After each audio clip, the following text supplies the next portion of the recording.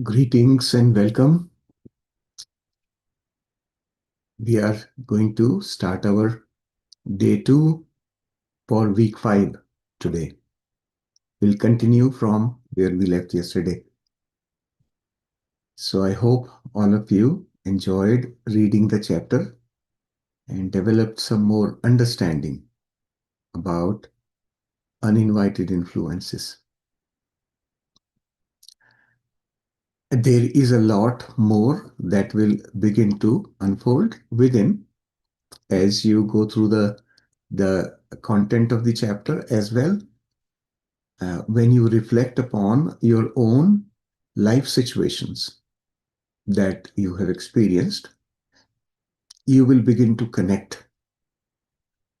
Lots of examples have been given in the chapter, and from that, we can relate to some of those things that we didn't know why that happened.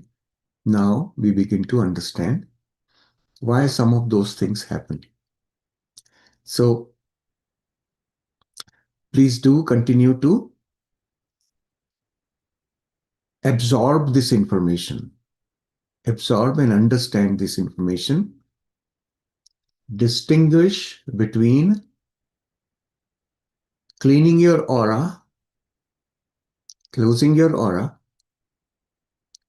and any concept of God. In the Hindi group, that there is a little poll that Preeti has put there, and the kind of response that I'm seeing there um, is amazing. Some people are connecting these two. Well, when I go to temple and I don't need to clean and close my aura because God is there.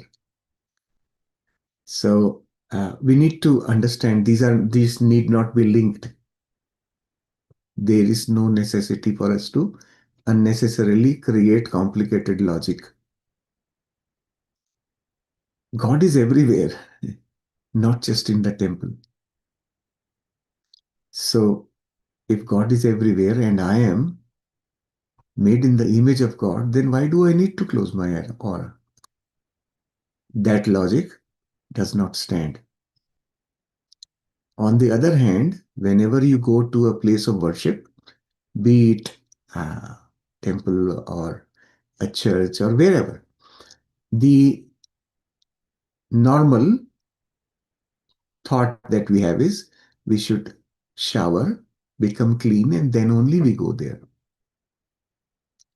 So that is valid even for cleaning of the aura also. When we go to, why do we do that?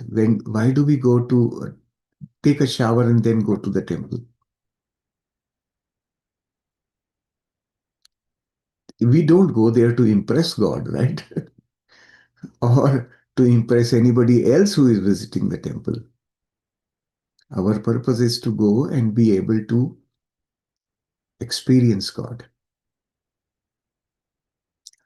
And to experience, we should not have any barriers, nothing between. Then only we can experience. And that's what we do by cleaning the aura. So essentially, hygiene of the aura does not have any exclusions.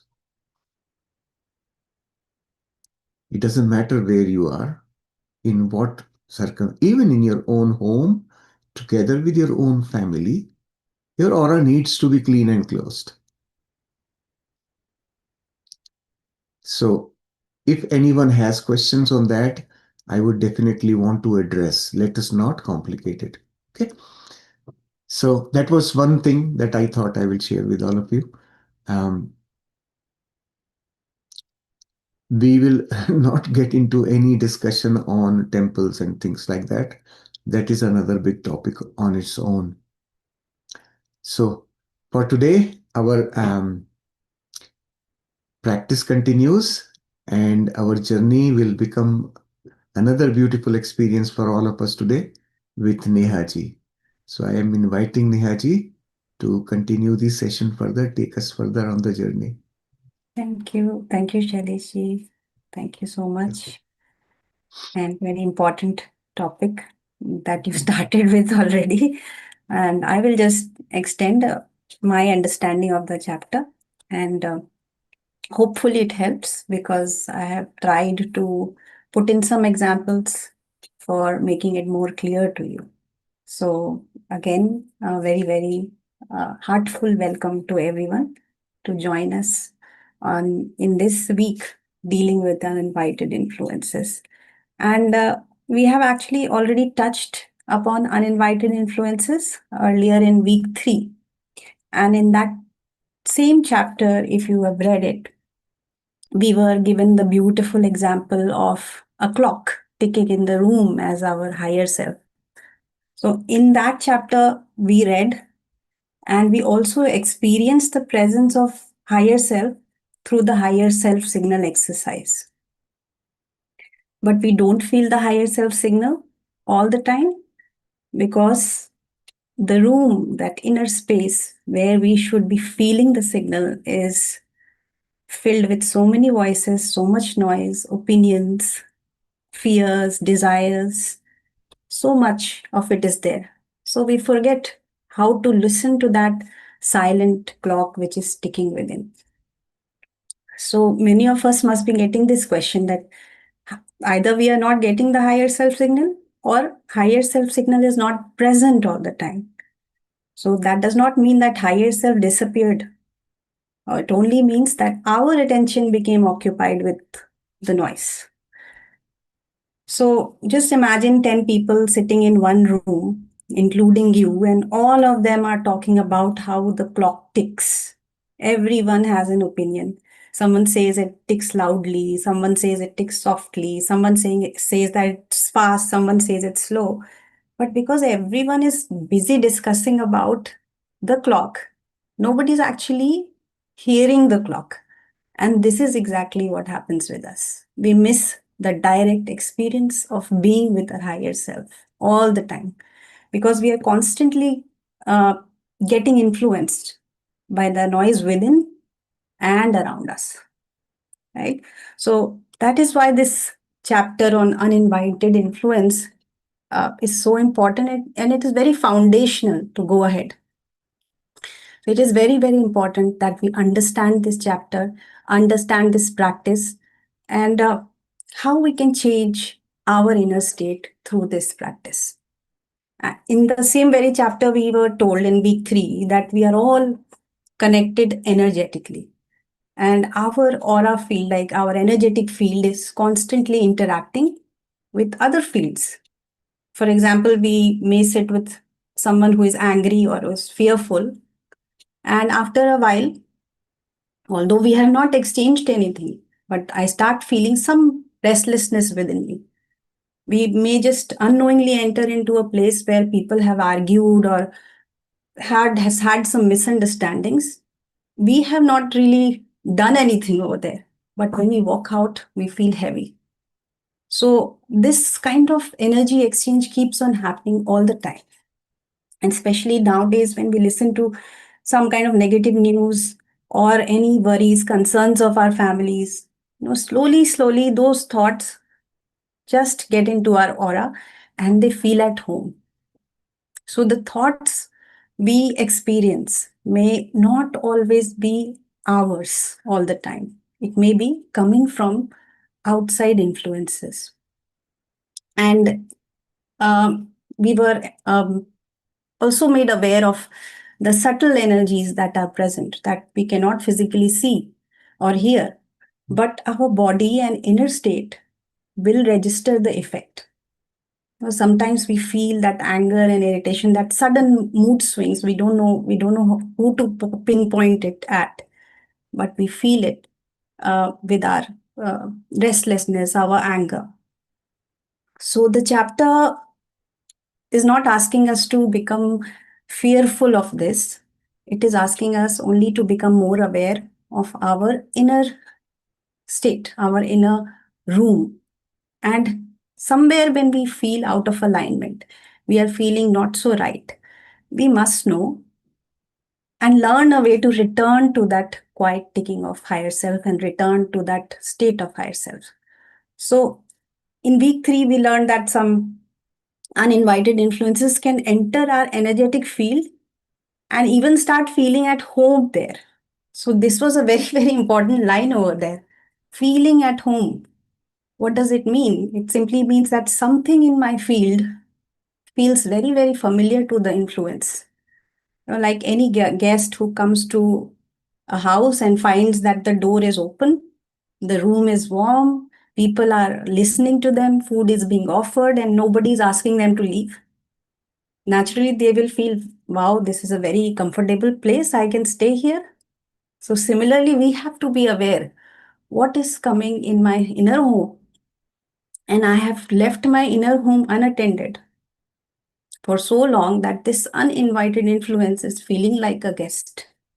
I have not invited it, like consciously, I have not invited, but something in me has attracted this guest. And if I keep giving attention to this guest again and again, it slowly may begin to feel at home. So, how does it happen? How do we see this in real life?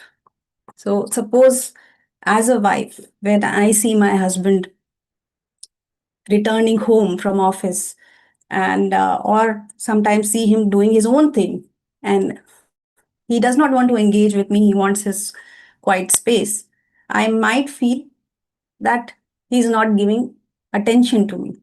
What I do, he does not value it. So even though he's not talking to me, he's silent because of some sort of insecurity with it or some sort of fear is with it. His silence becomes my trigger. So outside situation, he's quiet, but there is something in me, and those are the thoughts that he's upset with me, he's taking me for granted. And then you keep repeating these thoughts again and again, and those thoughts feel at home. Your own energy field becomes heavy. And at that moment, it is easy to say, because he came like that, that's why my reaction was justified. But our attention should be what in my field is giving space to this influence. Is it some sort of fear or worry? Is it some old pattern of mine which is popping up whenever this happens? Have I seen something like that before? And I have some insecurity related to it. So the responsibility comes to us. We are not blaming anybody. It simply means that I'm becoming more aware of my state. And if I notice at any point that something is disturbing my field, I'm not feeling right, I don't have to panic. I don't have to fight it, suppress it. I just use this tool. I return to my heart and my higher self. I send love and light. I close my aura to all except higher self. At this point, we will be working with thoughts later on, but at this point, I have a tool to practice. So, this tool is just to make our connection uh, to higher self more strong. And Shailesh also pointed this out in Hindi group that we are asking higher self to guide them away. We are telling the higher self because if we use our mind, we will probably have some kind of fear, some kind of biased notion, some preconceived ideas that, oh, this energy is not mine, let it go catch that other person, or just go from here. We'll not have the right attitude. So, and we don't know where to actually direct that energy. So we are using our all-knowing intelligence aspect to direct that energy. So our mind should not come in between. We know that our all-knowing intelligence knows the best where it should go. So we just release with love that whatever is best may happen. So we take ourselves out of the picture. So my field is clear and I'm with higher self. I do not need to know where that place is. I do not need to understand the whole story of that influence. I only need to be in my heart and allow my higher self to do what my limited mind cannot do. That's how we deal with uninvited influences. And with that, week 5 chapter comes in. So it's an extension of whatever we are doing, and also one more tool to deal with uninvited influences. And dealing is always a two-step process. So, for example, if you see ants in your house, first you have to accept that yes, there is an ant problem. You cannot say no, no, nothing is happening, and ants are all moving around, and you are saying no, no, nothing, everything is okay. So the first step is awareness. There is something in my space that needs attention. And the second step, you don't only remove the ants, but you also look what brought them here. Was there sugar container that was left open? Were there some food crumbs lying around? So was there some kind of opening through which they entered? So if you just remove the ants and leave the sugar container entry points open, they will come back again. So what to do? You seal the space with whatever options are available to you so that they don't come back. And when sometimes they do still come back, then it is our responsibility to check what we left open. Is it there's still food lying around? Similarly, that uninvited influence is present in my field, I recognize. Something is disturbing my natural state. Problem identification. Then I deal it with sending love and light, closing my aura to all except my higher self, and asking my higher self to take it to its perfect place.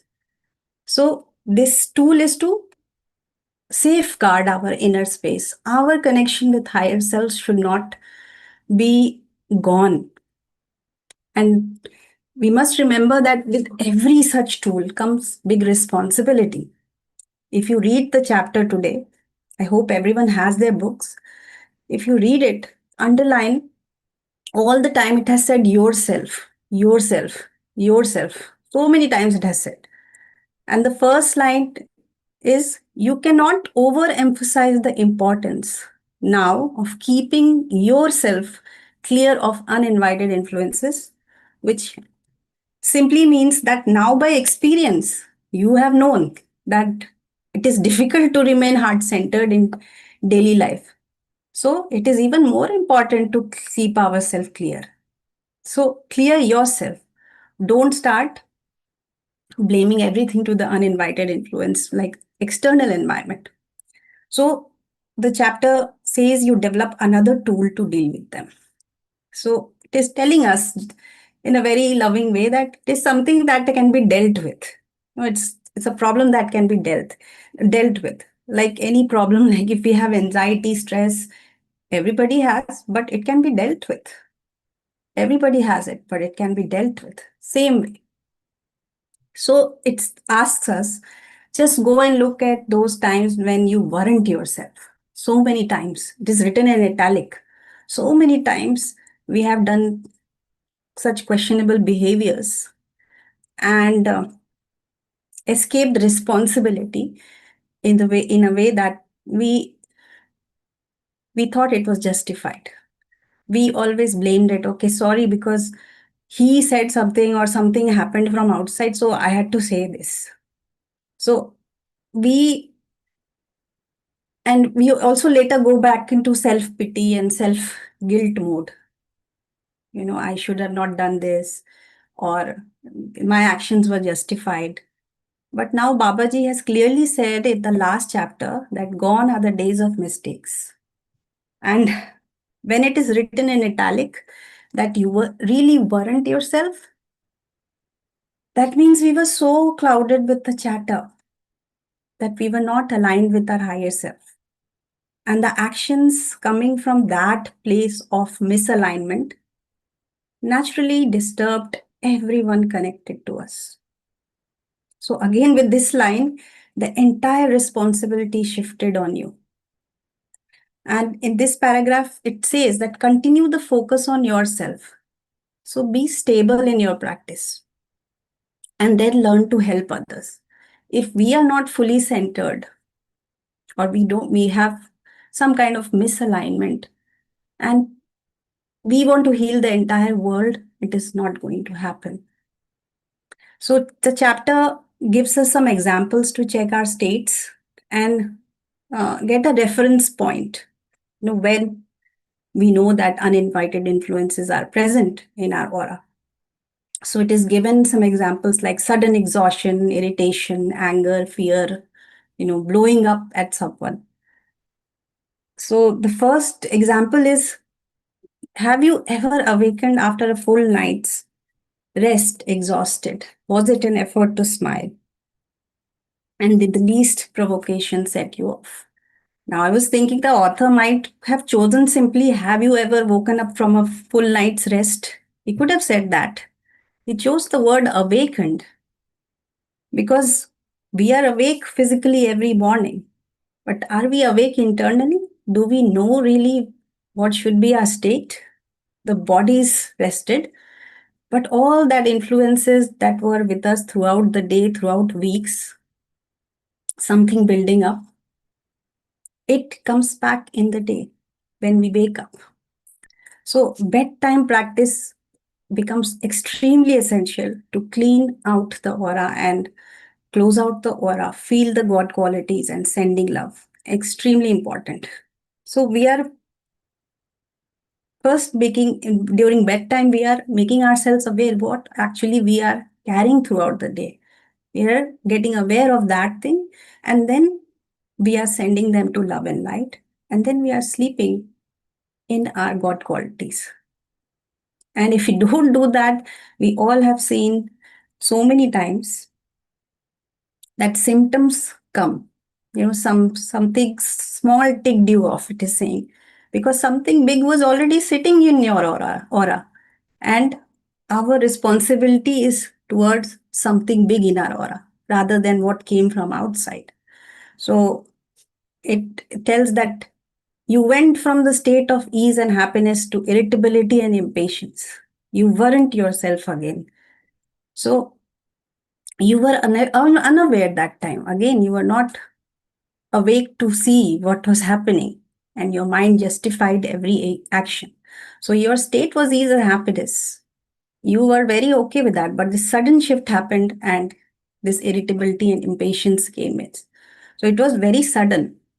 And by these examples, you get the idea that any such sudden shifts is enough to know that it's time to clear our aura. Then another example is blowing up at a loved one and feeling terribly sorry later. A very classic case where we know everything, we feel love for this person, but we still react out of proportion and say hurtful words. And we respond in a way that would even hurt us, but we still do that. So, see how Babaji is asking us to notice these small moments which we all face and see where we have lost our awareness. These small things are written in the book, and when you read with that perspective, it will immediately take you to those situations in life. Then the other example here is, have you ever been in a mood of fear? Now, when I read this mood of fear, my attention went on the word mood. So one is mood, we know that emotional state of the person, right? And another is an atmosphere of fear. When we say, oh, the mood was very nice over there. So like we decorated our house and put up some lights. We we have put some nice incense. We have set up a whole mood, for everyone to enjoy. So another is, so we have set up an atmosphere of fear. That mood of fear is just setting up that mood, that atmosphere of fear by continuously thinking about fearful thoughts. We have been soaked in so many fearful thoughts from outside, from ourselves, that we have set up a whole mood for the uninvited influence and feel at home. And then in those situations, we are unable to pinpoint at one thing that I am fearful about. But mind wants a reason. Why are you fearful? It will just quickly find a story. Okay, this is why you are feeling fearful. So these are the states when we are totally clouded by uninvited influences. Then it says that fear may be concrete. So fear may be concrete, maybe we already know the reason why am I fearful. Sometimes we know the reason. Okay, I'm afraid of public speaking, or I'm afraid of going in the dark. We know these fears. But sometimes fear comes suddenly. You don't know why you are fearful. You are walking in the park, and just because somebody is coming in who you don't know, you just start feeling fearful. So you are caught unaware sometimes. So that kind of fear, that sudden shift, should be enough for us to clear our aura. Then it talks about this example that, have you ever fantasized about a dangerous or foolish action that you will never do in your right mind? So notice this word, fantasy. You thought about it. You created it. You thought about your response to someone. You were angry at something, you thought, and tomorrow I'm going to say this to this person. And in your right mind, you won't say that, but you fantasized about it. You got so identified with that thought that you again forgot yourself. So all these are amazing examples that we can reflect in our daily life, where we can pause and check these sudden shifts. And the most important word here is the chances. The chances are there it could be an uninvited influence. So chances means only, what I feel is an indicator of an uninvited influence in your energetic field. So come back to reset yourself when you see these moments. Sometimes it is not just the external environment and you are disturbed. So check. Chances are that it could be your own illusions, your own fears that is creating a situation. So again, the responsibility is on ourselves. So just don't go out and rush to label everything. Okay, this is an invited influence. Check yourself. Maybe start with the body. Have you been sleeping properly? Have you been poorly eating? Have you been worried about something for days? Some fear, something is thriving within me.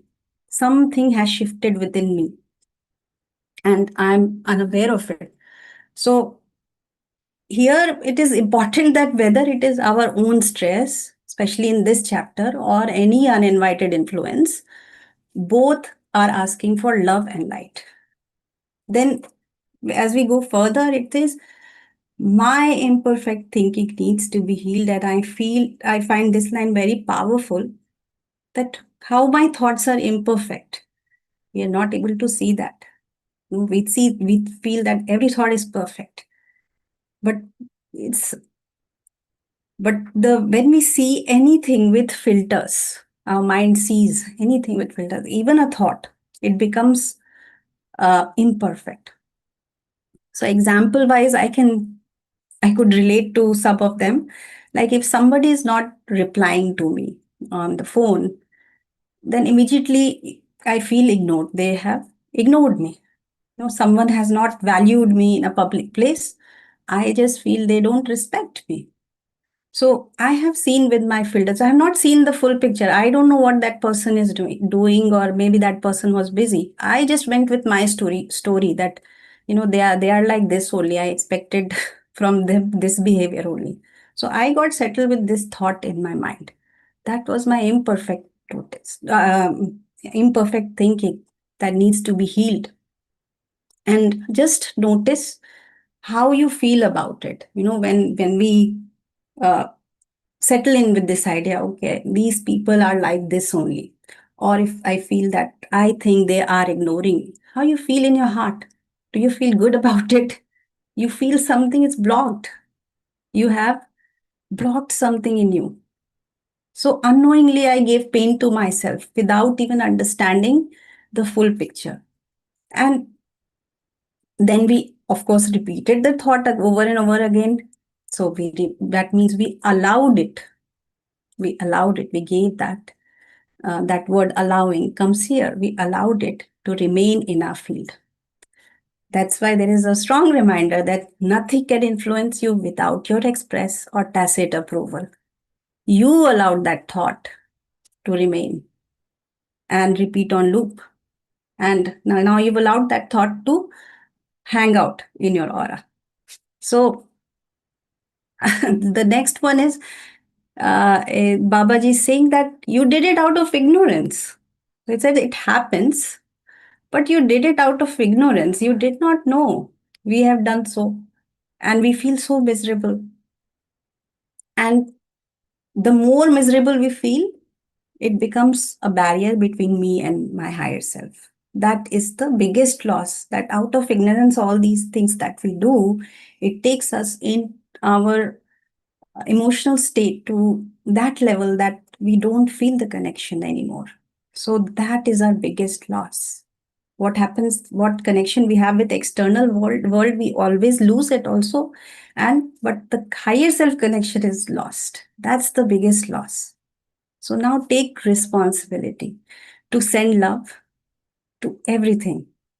And it says that treat those people who are dead, confused, irritable as loving creations who, because of their unawareness, came into your aura.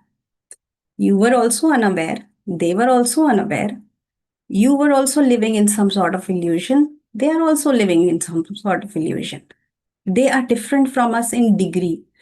And I love this part because just it doesn't say don't see them as evil and yourself as very pure. See them as loving creations like you are. And we know we do lose awareness, and they also died at in that stage. But that doesn't make them any different from me. Only thing is, I'm in a physical body and they are not. That's the only difference between me and them. They are always here. I can see, and even now, even if a physical body around us, they are also in awareness.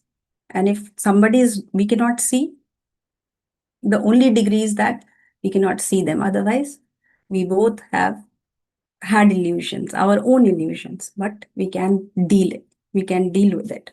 So we both can heal. We have that tool to correct our thinking. Then another paragraph comes that in another lifetime, if you died in confusion or fear, and you would have refused to help to get to that perfect place. So here also very subtly, Babaji has put a perspective that this journey is only not this lifetime, but it's a series of lifetimes. We are just only seeing this life in perspective, but it's a series of lifetimes. And it asks us to see this as an ongoing journey. And in any lifetime, we might have influenced others, not knowing about our true nature. We still do. Even in our physical body, we keep influencing others. So they ask you to think of them, this line, right, as you would want to be thought of if you were caught in that situation. So when you are thinking like that, it automatically brings compassion and humility. So if we are confused in real sense, if we are confused and afraid and lost, would you want someone to hate you or fear you or really push you away? You would obviously want someone who can understand you in that space and hold space for you. That's how you move towards light. So, this process, healing, is very important. Healing your imperfect thoughts is just sending love. That's how we heal them at this point. And the healing word, yes, used here is to take our attention to the part that healing is a process. We are not doing a one time fix to everything. We are allowing such influences to go to that perfect place because they are just energy forms, just thoughts. So they will keep coming until we have corrected, until we have resolved our state. So our awareness should be focused on healing our own uh, thoughts that allowed fear, confusion, or any such thought forms, anger to stick to my aura.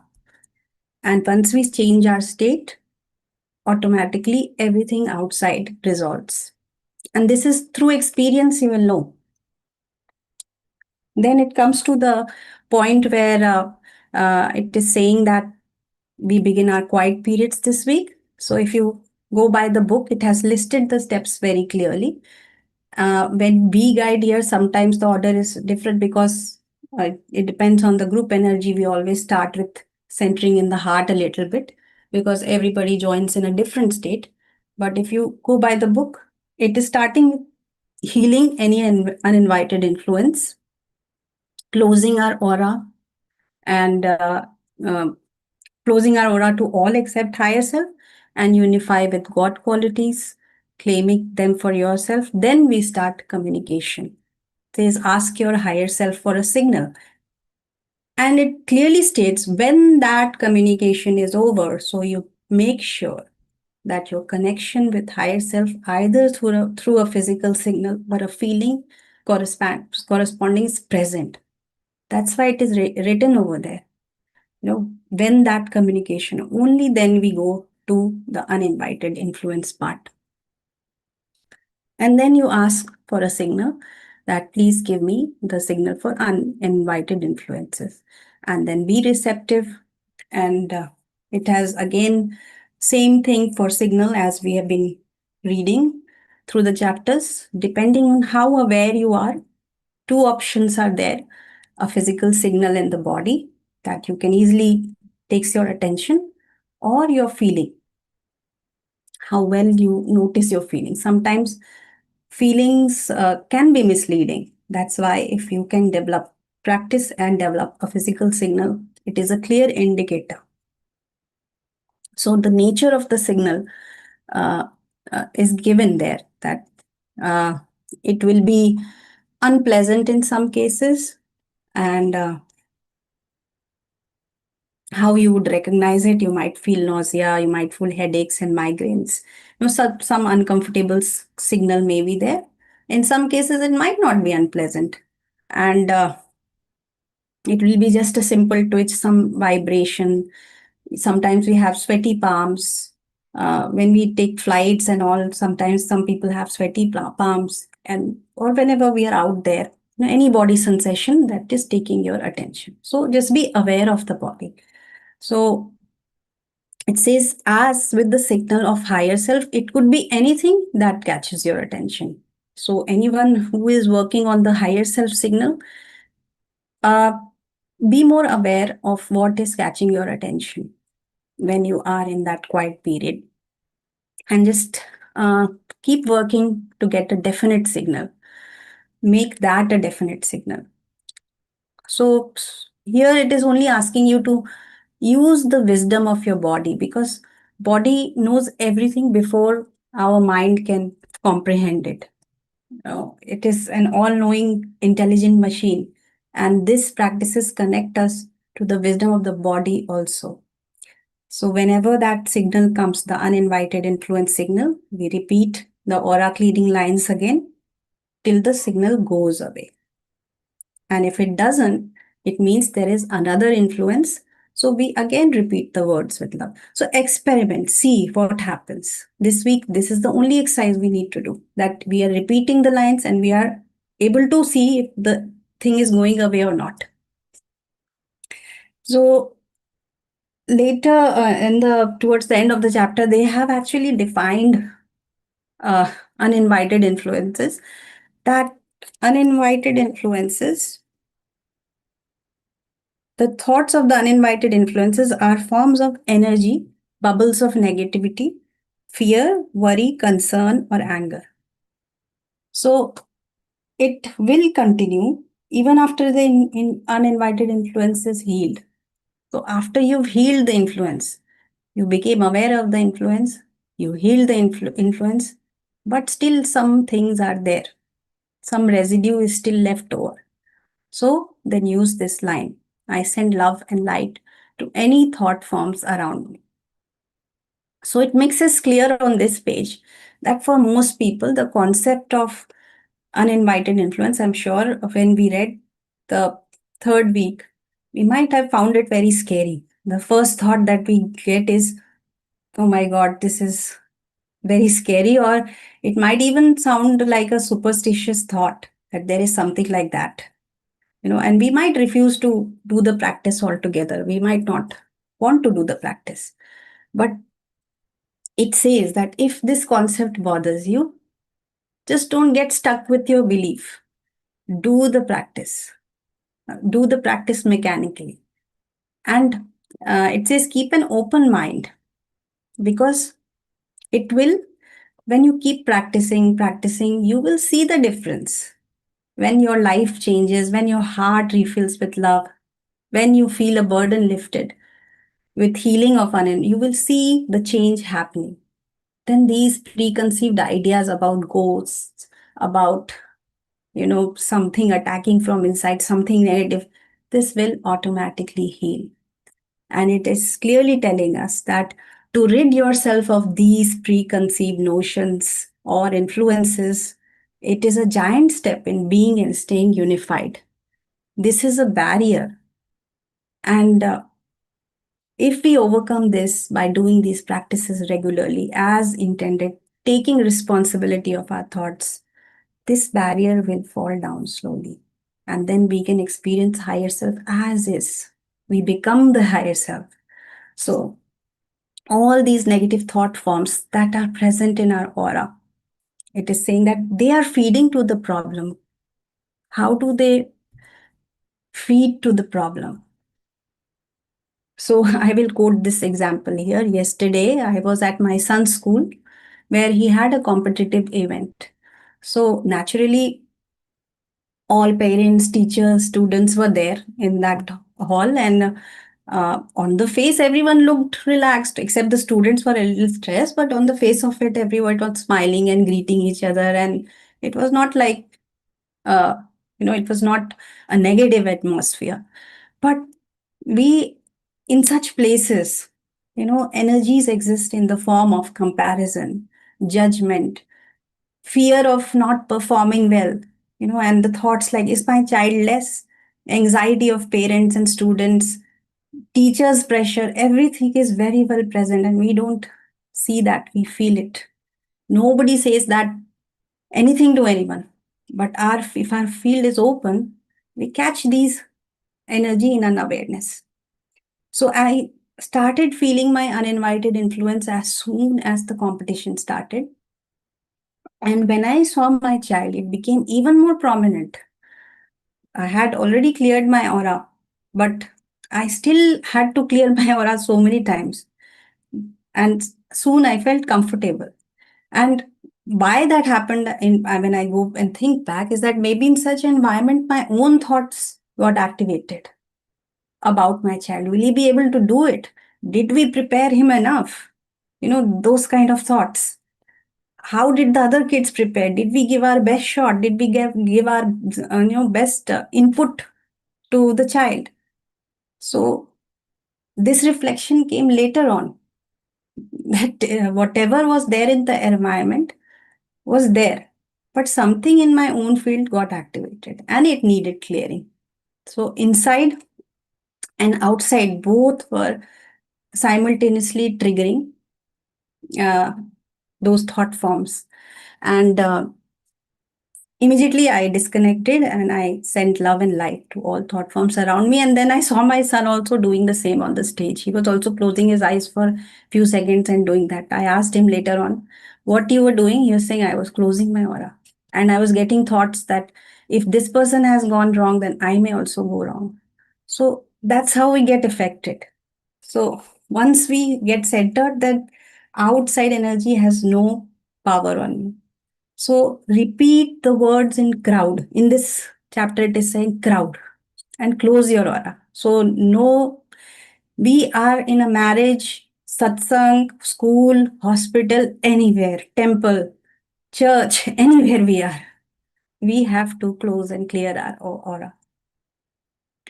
Then there is a small and important paragraph in the chapter, exercise 5, which I reminded earlier also, that we have to check in each quiet period. Ask for a signal, get rid of the signal by using the lines. So we implement it, we see it for ourselves. Is it working? And then it has a word of caution that just because you have a signal, you don't let your guard down. So signal comes when we normally wouldn't know about the influence. Like yesterday, I didn't know why the signal is coming, why I'm feeling this vibration on my cheeks. You know, let's say if I'm already exhausted or fearful, angry, I'm anxious, and that is a clear indicator that okay, something is in my energy field. So I immediately have to clear my aura. But sometimes I don't know what it is. So I just still repeat the aura cleaning lines. So in that kind of cases, suppose you are feeling angry and all, you don't have to wait for the signal. Oh, I'm angry now, but I'm waiting for my special signal to come. That should not happen. So signal comes when we don't notice these sudden shifts. Like you are sitting in a group of people and everybody's talking and laughing, but inside you suddenly feel not nice. Outwardly, everything looks fine. So your mind would say that nothing happened, it's all good banter, everybody is doing. But your body immediately gives a signal. Your body will not feel good if there have been some judgmental or some sort of conversation has started, your body will not feel good.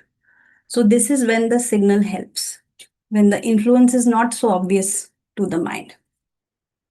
Then course, towards the end, there are gentle reminders that we continue to develop the habit of closing aura to all except higher self.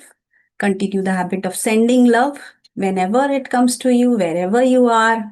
So it helps us to open up, and feel this exercise, feel the love which is already within. So bedtime reminders are there that alternate the practice of sending love one day, unifying with God's qualities, everything to bring you in alignment.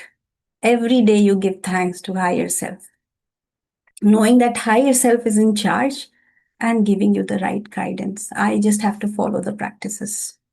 So higher self is telling us about our truth. Our everyday mind cannot understand this. So we have to give charge to our higher self. So I can see that there's so much love in the last paragraph where it understands what as practitioners we must be going through and giving us those healing words that we need at this time.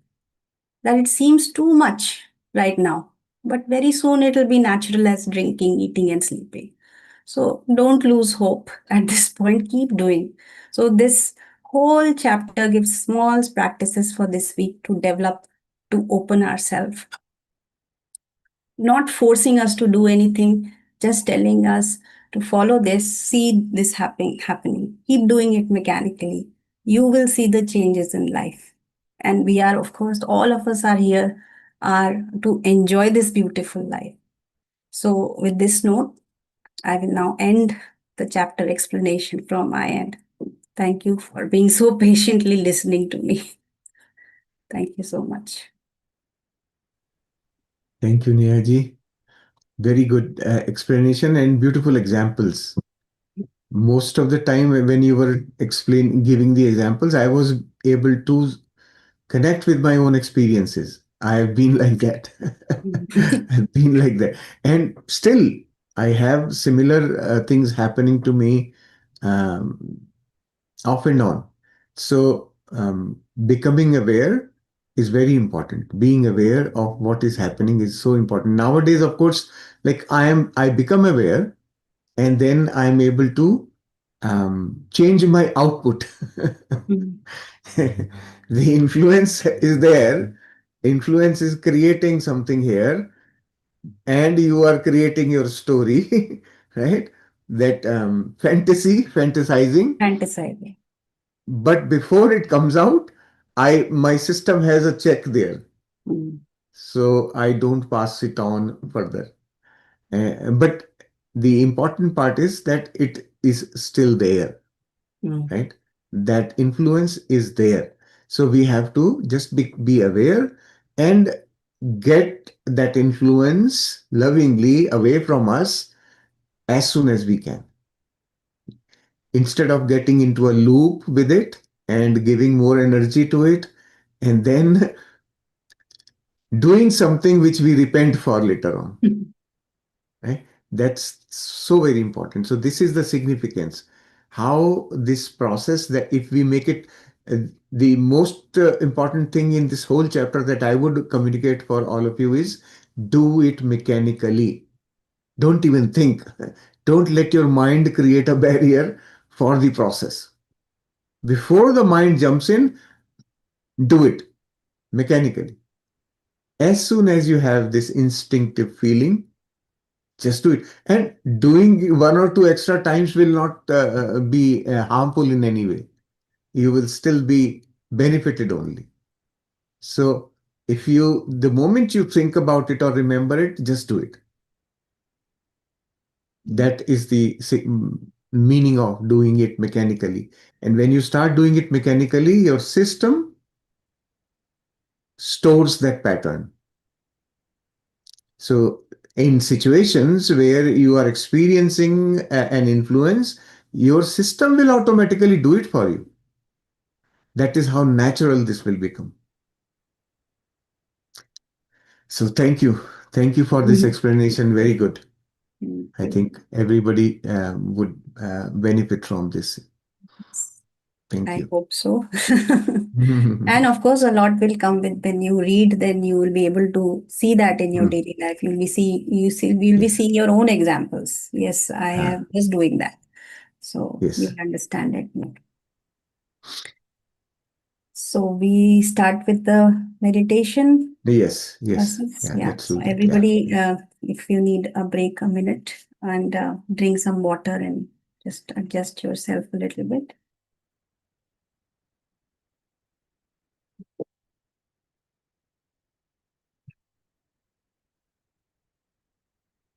Let us just start by sitting comfortably. No hurry to reach anywhere, nothing to listen, all is done. Neha ji is done. Only our awareness now stays with us. So gently close your eyes. Just come to this space.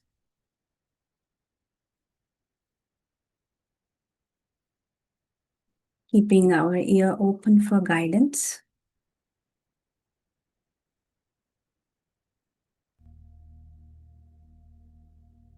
And staying aware with the body, with the mind, not going into sleep.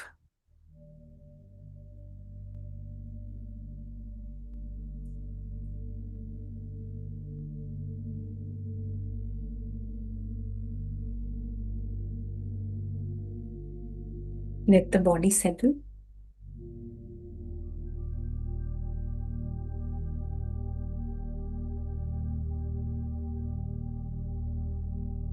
Let the shoulders just fall down.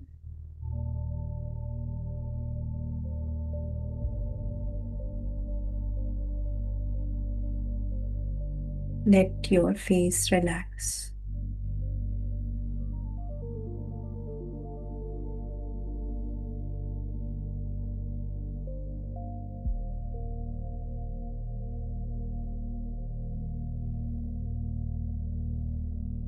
Our body tells a lot about our state.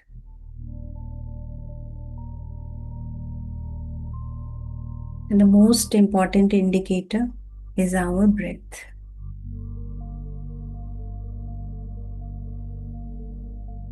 So notice how you're feeling with this breath,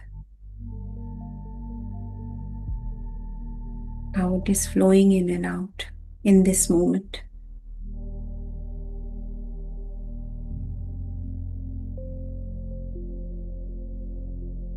Is it slow or fast? Is it heavy or light?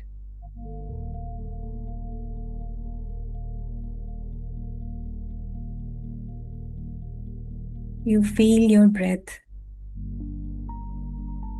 from your chest or your belly. Just notice, no need to change.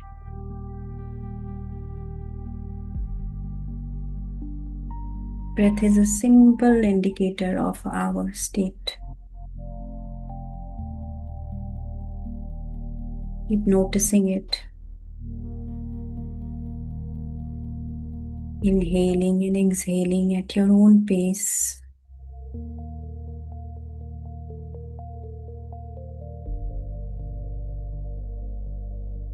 You will slowly feel it calming down, slowing down.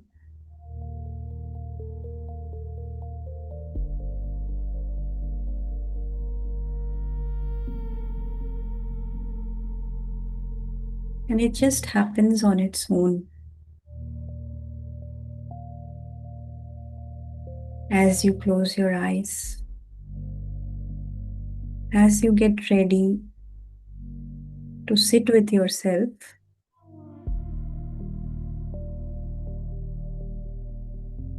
you will start feeling more relaxed within.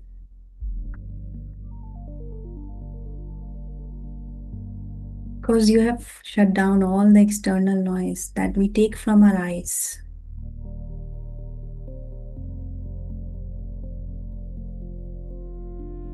And we have moved it inward, where there's nothing to see, just to feel.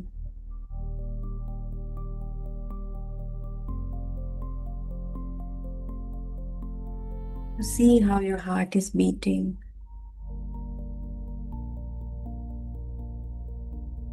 how your body is feeling.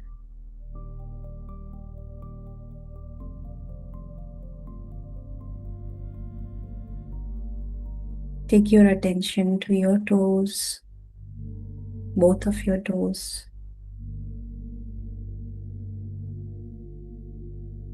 your sole of the feet. Check, is there any tension, any pressure? Just notice which is unusual. You don't normally feel pain over there. Check the top of your feet, your ankle area, both the legs, shin and thighs. Speak a note. How are you feeling in your legs, your knees? Is there any sort of pain or any sort of sensation that has been in our aura since few days or today? Your thighs and hips,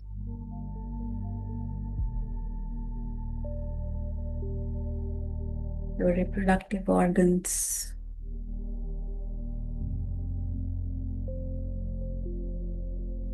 Just become more aware of your abdomen,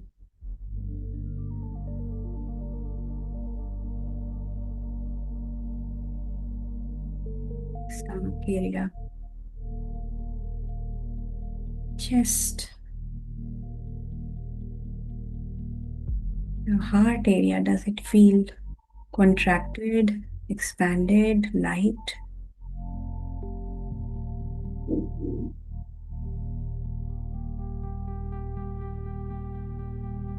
Your shoulders,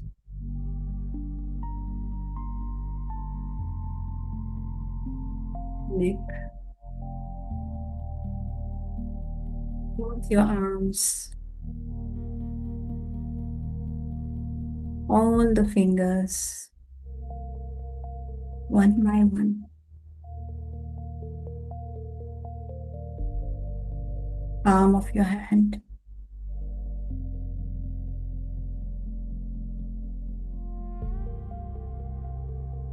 Come to your face.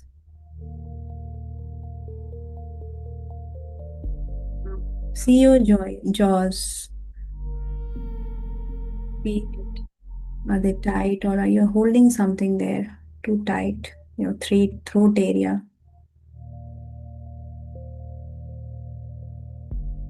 Cheeks. Nose.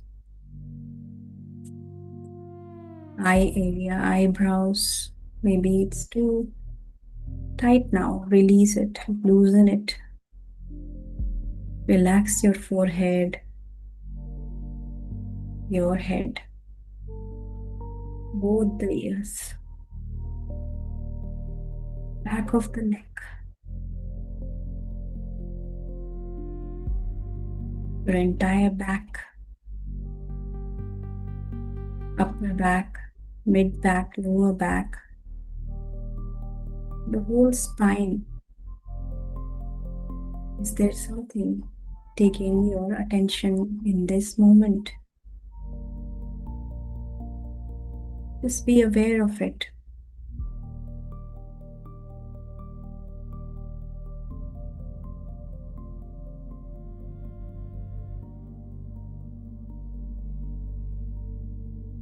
And slowly start of being aware of your feelings, what you're feeling now.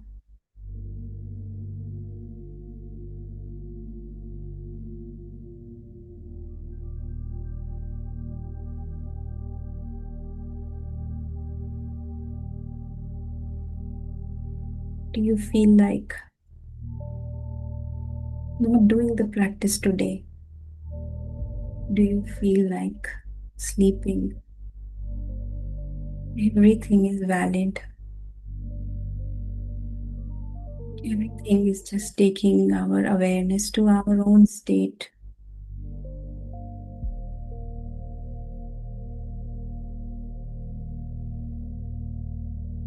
So just be aware of this space where everything exists.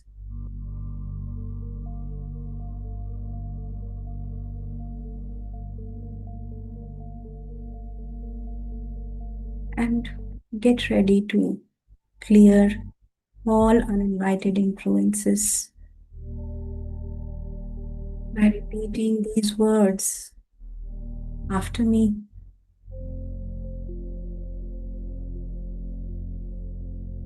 To all uninvited influences in my aura,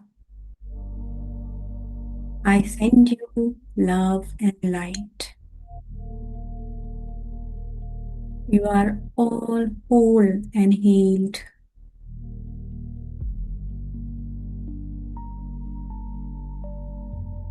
You are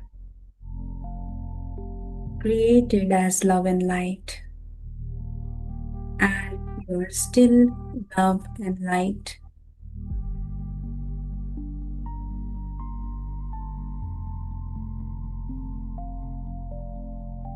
You are not in pain and you are not afraid. You've just lost your awareness.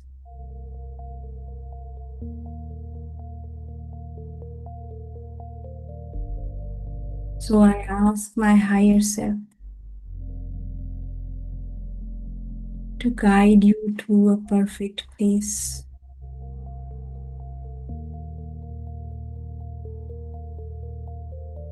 Each of you has a perfect place to go.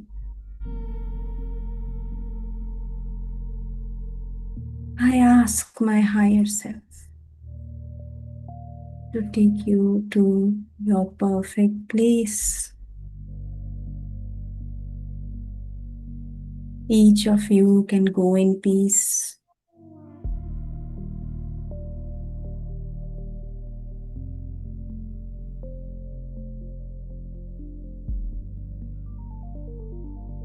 So that I stay in my awareness, stay with my higher self. And with this, I close my aura to all except my higher self.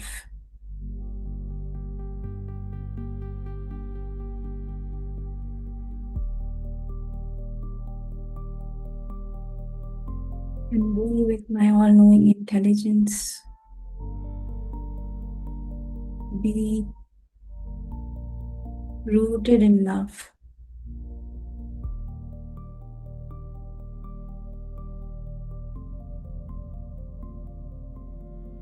Return to my higher self in my heart space. Returning in heart is like returning to our home. where no questions are asked. Why did I do something? Where did I wander? It's like a mother lovingly accepts his or her child.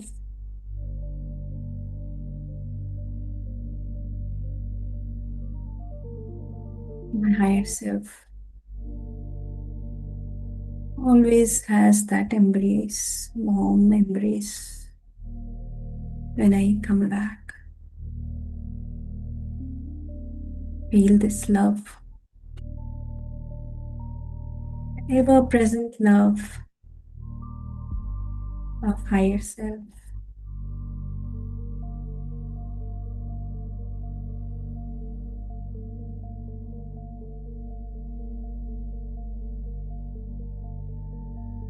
Is always there. Is present in the entire creation. In this field of love. Everything is made of love. Nothing is evil. Nothing is pure. It's just love.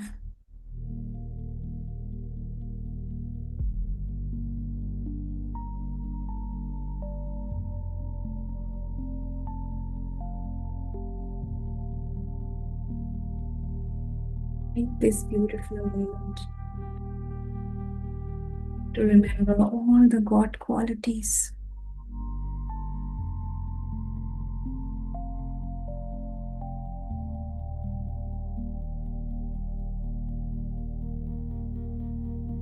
By saying, I am made in the image of God. I have all the God qualities within me.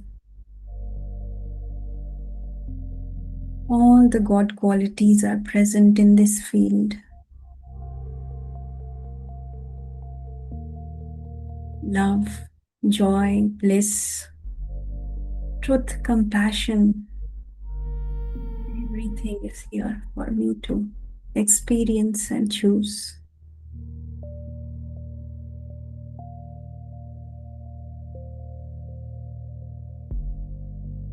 Just affirm, God is love. I am love.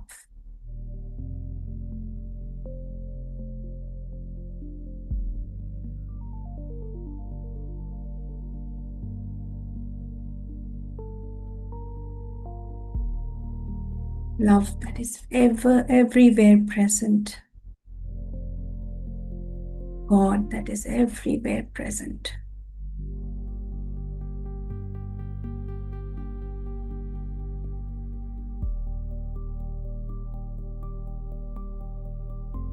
God is truth. I am truth.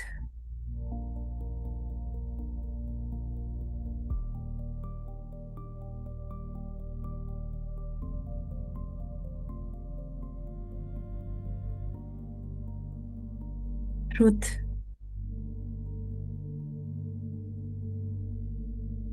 That I realize when I center with my higher self, when I disconnect from all the outer noise, inner chatter.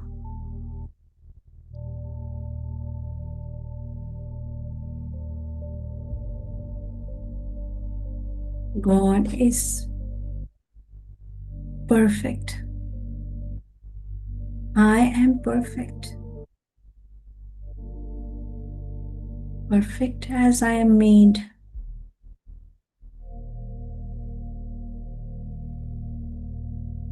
With all the qualities, with everything as love.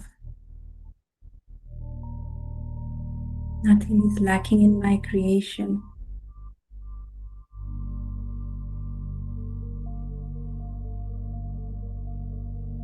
God is all-knowing intelligence. I am all-knowing intelligence.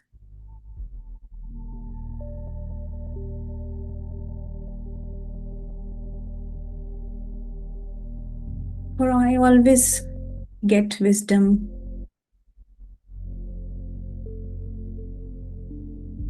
What I need in my life at the right time.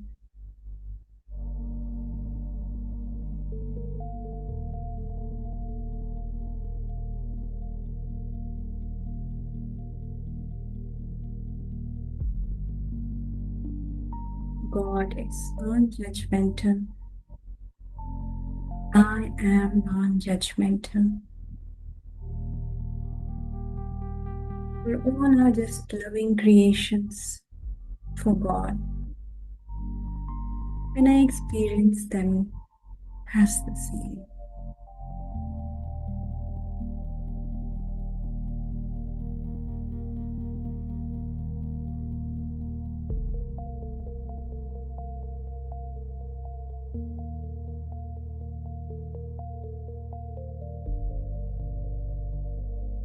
The love of God, the compassion which exists in this field of God.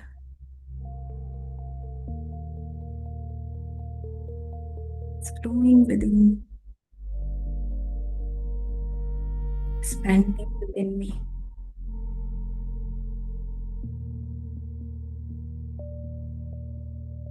In such a state, when I feel joyous, I feel at peace, I feel connected and aligned.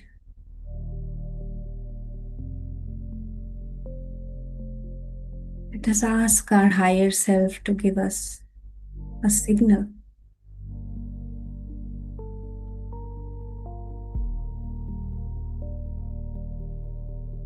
My dearest higher self, can you give me a signal? And just be receptive. See where attention goes automatically.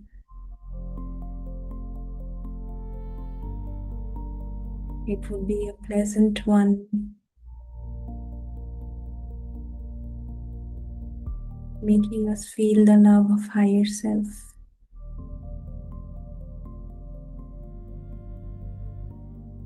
You need to create one, just accept where your attention goes naturally.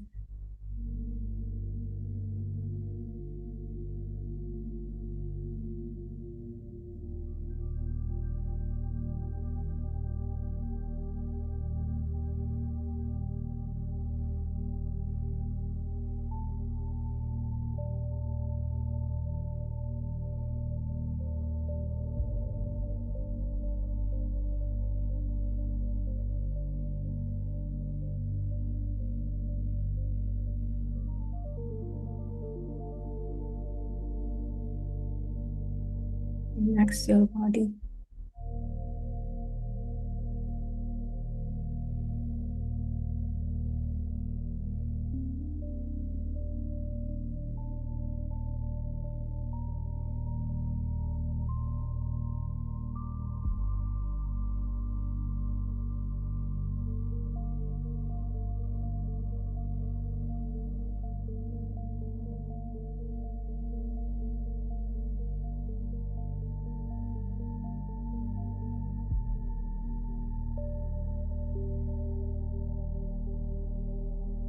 Once you have the signal,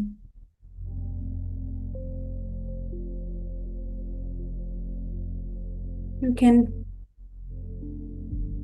continue to get a signal for uninvited influence in your aura. Maybe you won't get everything immediately in this practice, but be open to it.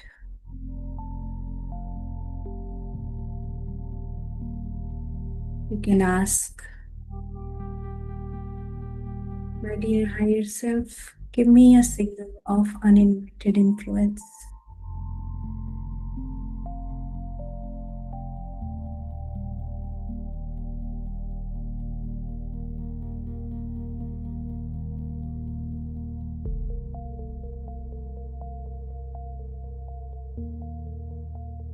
And observe where some discomfort is taking your attention in the body.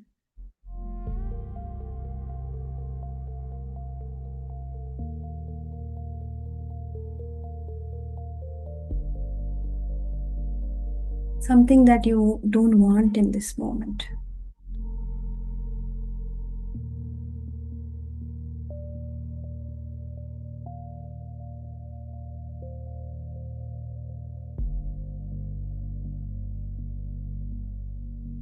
Just scan quickly your body mentally and see.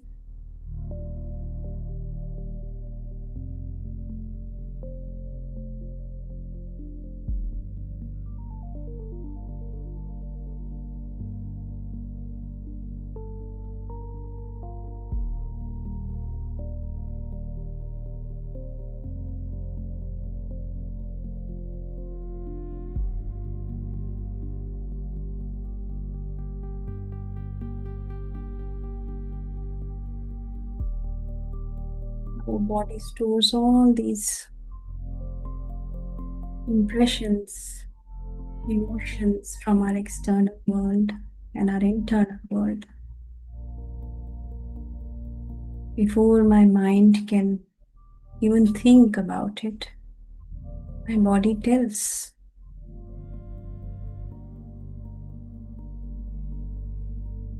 Because my body is made of those 5 elements, like earth, how before the rain comes, we can already smell the soil. Same way, our body informs.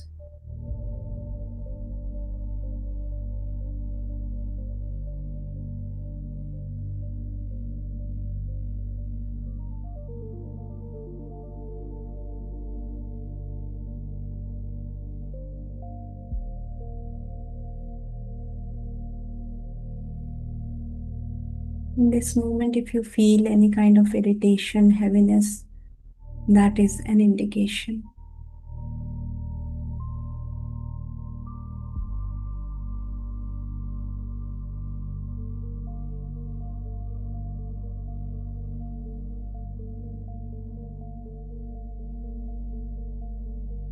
We just lovingly clear these uninvited influences by repeating these words again.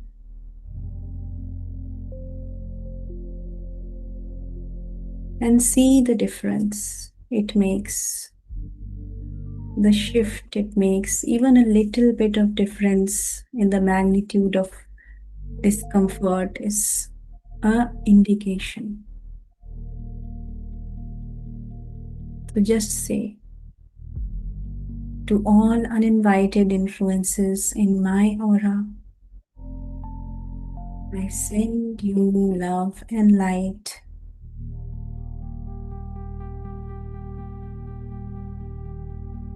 You are created as love and light, and you are still love and light.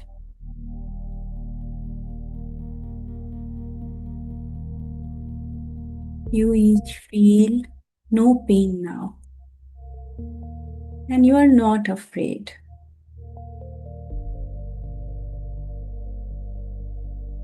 Each of you have a perfect place to go, and I ask my higher self to take you there now.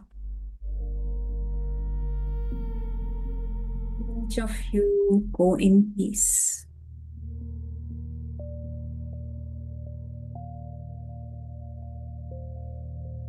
Set you free, and I set myself free.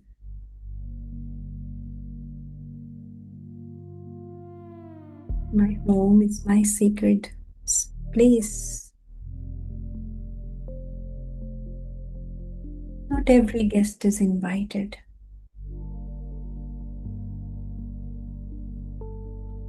I still have love for them.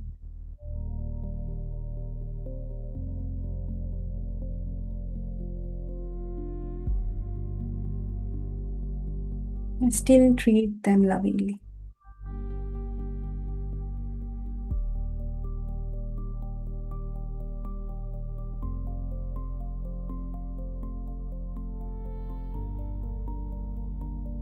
And if still some thought forms in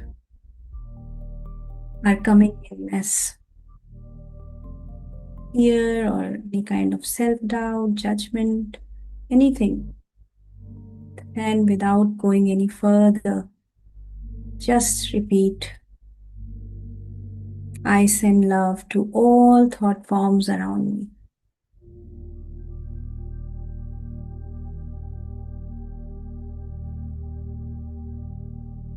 Send that loving energy with your whole intensity.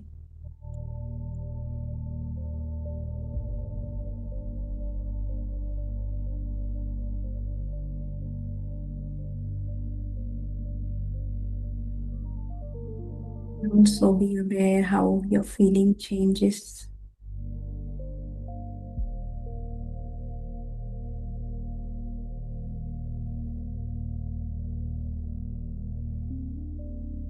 With this feeling,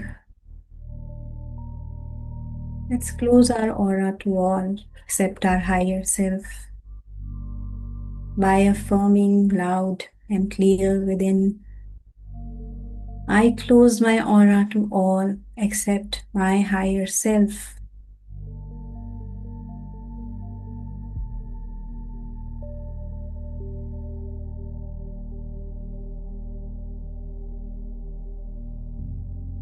Feel the signal of your higher self. Feel the presence of higher self.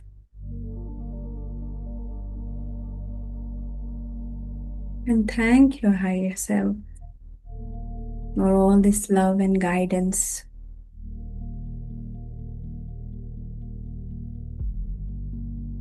For telling us when to look within, whom to invite, whom not to. Be more aware of our inner sacred home.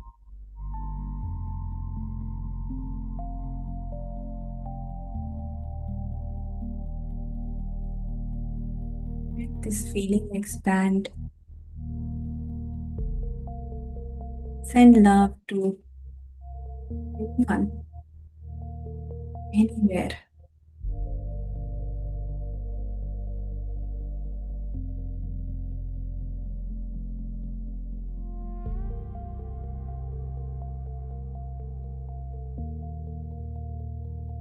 without any judgment, without any expectation of getting it back. Just send. Become an instrument of sending. Radiate it out.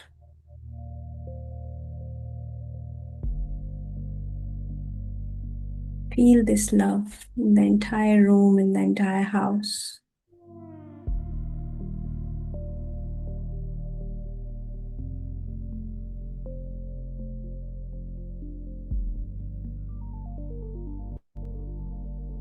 And recognize this love again by saying, God is love. I am love.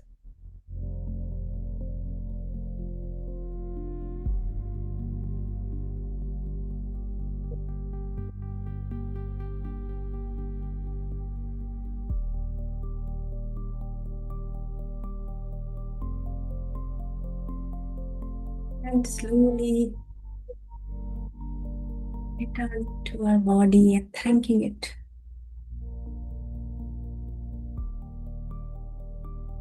Be so present when we were absent.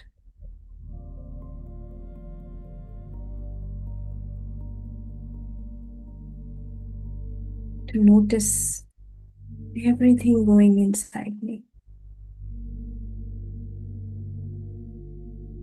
Hug yourself. Give love to your body.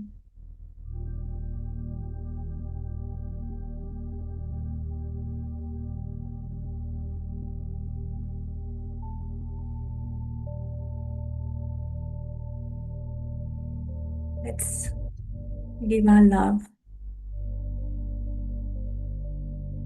to Babaji, to all the amazing masters helping us in this realm and beyond.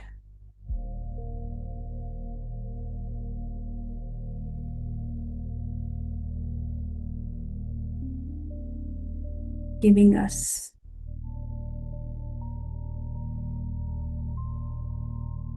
teaching us how to live with love, because it is possible. That's how they have lived their life.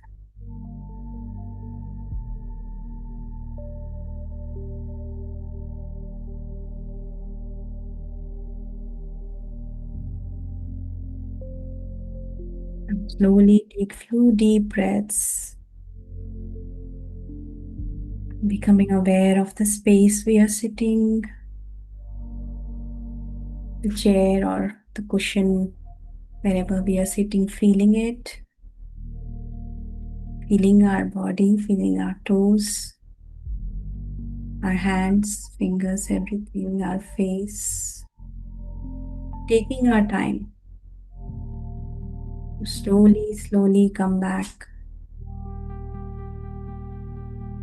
with the practice, but still remaining in awareness of the state, whatever we do. Not lose this ticking of higher self within. You can slowly take both of your palms onto your eyes and slowly blink and come out of the process whenever you are ready. Thank you again for this beautiful experience and being with me today. Thank you so much for this opportunity. Thank you.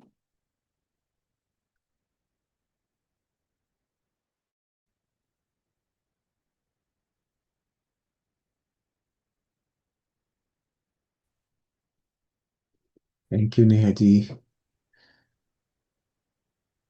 Thank you for this beautiful experience.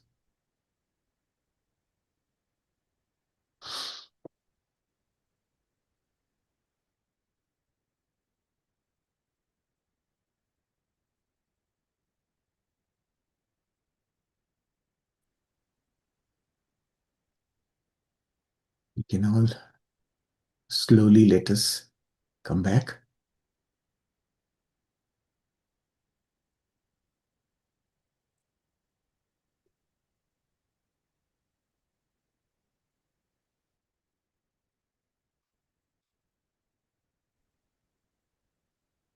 So let's listen to Ajayji. Yeah, please unmute.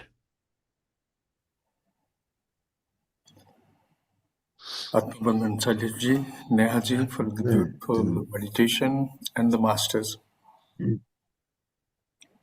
Actually, it means, I don't know, it is extraordinarily ridiculous.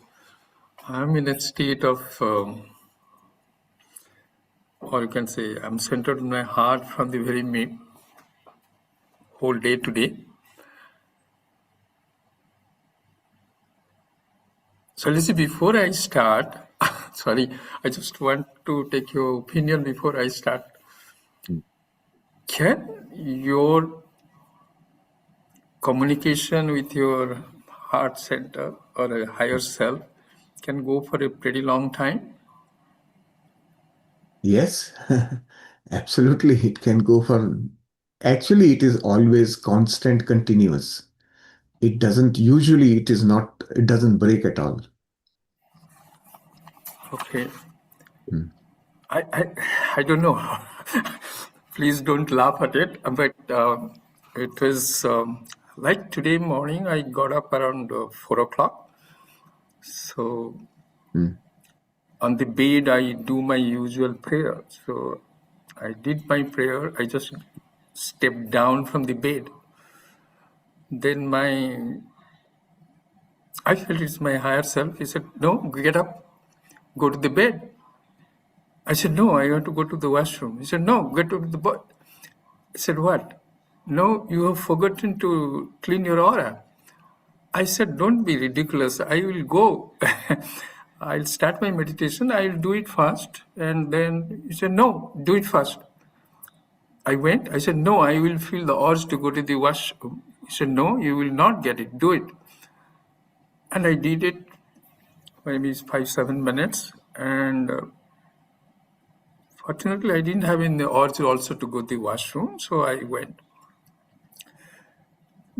Then it's my usual practice. I go to the kitchen. I make some hot drinks for me and send some messages from my different Kriya groups. So I sent that, and in between, and then he said, what about your thought about uninvited influences? I said, what about that? He said, you thought you are going to write it down and post it. I said, no, people will think that I'm showing up. He said, of course you are showing up. I said, come on, I am not showing up. He said, yes, you are showing up. I said, how can you say that? He said, I said, no, if you am showing up, so I'm not going to think about it and I will listen to others. He said, no, but post it. But I said, why you should post it? You are saying I'm showing up. And it is going on and on. So, okay, then I sat for meditation. Then he said again, clean your aura. I said, come on, I cleaned your aura. Again, why you are telling me? Then I cleaned it again. And then he said, tell me about uninvited influences. I said, come on, let me finish my meditation. It takes around 1 hour. So let me finish. Then I'll think about it. He said, no, tell me. Then he said, why cannot you do things in time? I said, come on, are we discussing about my my traits, or we are discussing about uninvited influences? He said, I said, no, I don't want to discuss about my personal traits at this time. I want to do meditation.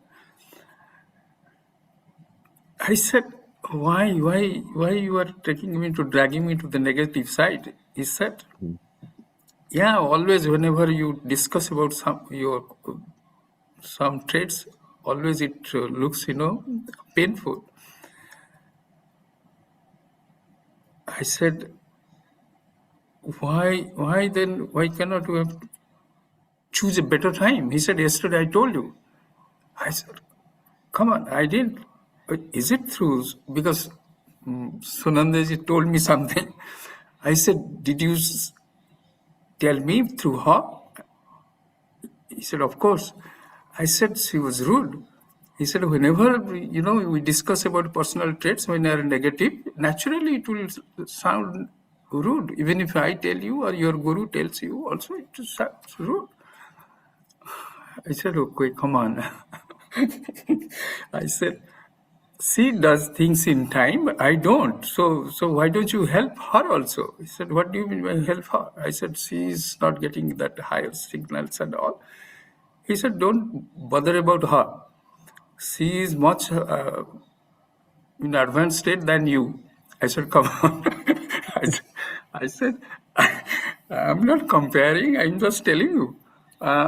He said, okay, now come back. Tell me about, and my meditation is going on. When it was, I was thinking, is this me or it is really my higher self?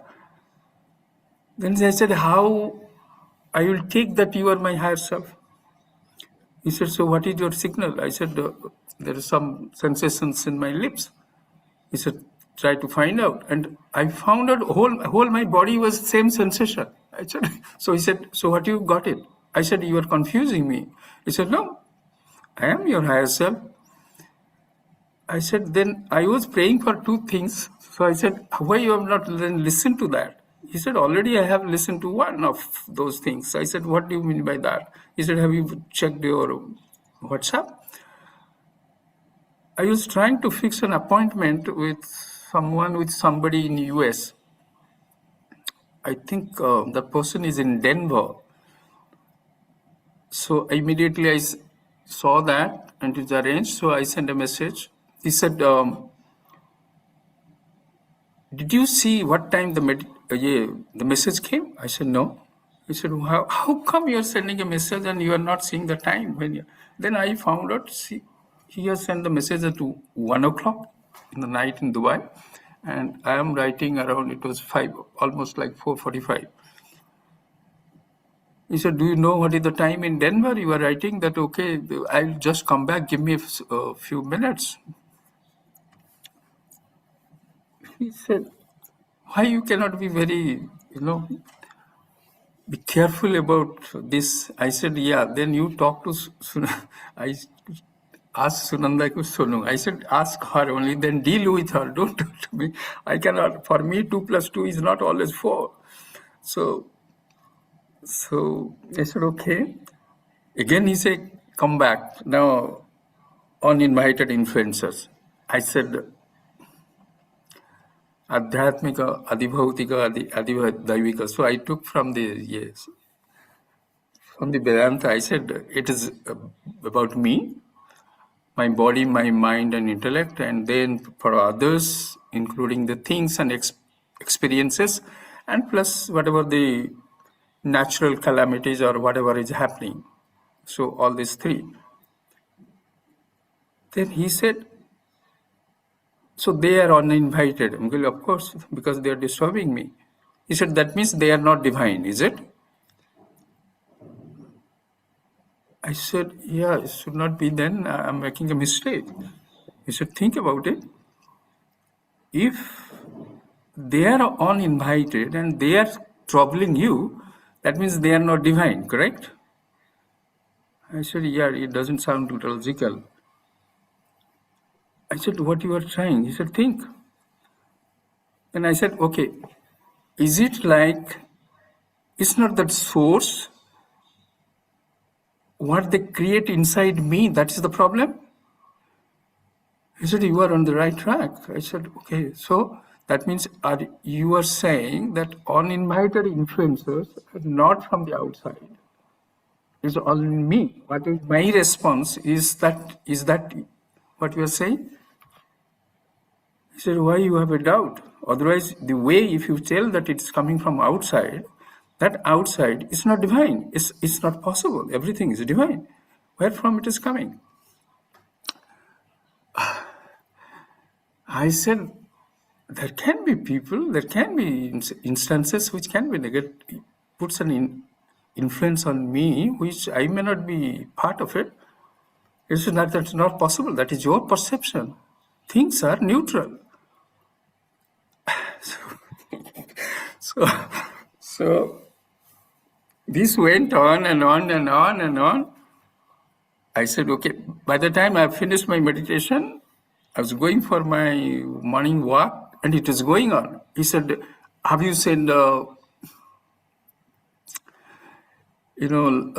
and to everybody thing around there, that signals you got all the green signals when you walked. Did you say? I said, no. So then it was coming a little warm. He said, oh, so I was thinking it'd be getting warm. He said, okay, it is getting warm. Did you send Shailesh that heat from Dubai? I said, no, I forgot. He said, he reminded you yesterday and you forgot? I said, I'm sorry. I'm now sending him. So it went on and on and on. I don't know when it was. So I was scared to say this. Sonu literally forced me. He said, no, you must. And I said, people will laugh at me. He said, it's okay. If they laugh at you, say that, and Sailesh Bhai will definitely guide you through this. This is so I'm beautiful. still, Yes. Yeah. See, you did what you were just describing, and yesterday the temperature during day here was 20 degrees plus. See, I got the heat. So what you did actually materialized. After a long time, we had plus 20 degrees here yesterday. So know that things do happen. They do. When we send a message, it is definitely taken care of. It is looked after. So the what you just described is there are two parts to it. One part of it is your communication with higher self is a continuous process, right? It's a continuous process. Now, embedded within that communication is an element called connection with all-knowing intelligence. So both of them are together in your communication. Both of them are there, right? Um, the the way I would kind of interpret your description is that it definitely is your higher self. Why? Because the quality of communication indicates that clearly, right? There are no instructions. There are only suggestions of, did you do that? Did you check that? Yeah, It's essentially making you look at some aspects of what you are doing, right? yeah, it is And never saying anything. Yes. so the common thread in the whole thing was, which I can perceive here, is that your inner all-knowing intelligence is trying to send you a message to stay in the present moment. Yeah, because that was my second request was sorry, but because now I have told it, so I was talking about some monetary thing about I was. Yeah, yeah. I said why you didn't do that, and this one appointment you fixed it. If you fixed it, and then why not that one? He said, then who is providing you? Hmm. I said, Yes. I said, come So on. this part So, of your communication is your higher self. This okay. part of communication, higher self is tracking your actions and through loving suggestions keeps on guiding you. To me, this happens the whole day. I keep on getting sort of indications. Well, this thing is coming up. This thing is coming up, right? And I don't have to memorize anything now anymore because I know it will come at the right time. The indication will come, and that's what I will do, Yeah, he said, right? So, who is providing you for all throughout? hmm, So I said, but then why so? Uh, yeah, okay. It was. hmm. I didn't know. Okay, I was the so scared to tell this, and Sonu literally forced me. He said, no. Talk to at least Silas. Even if Hmm. they laugh, at least No, no. he will guide you There through is this. So there is nothing to laugh about this. This is a very good, I would say, explanation of your communication with higher self. This is a beautiful example for all of us that how that information comes to us.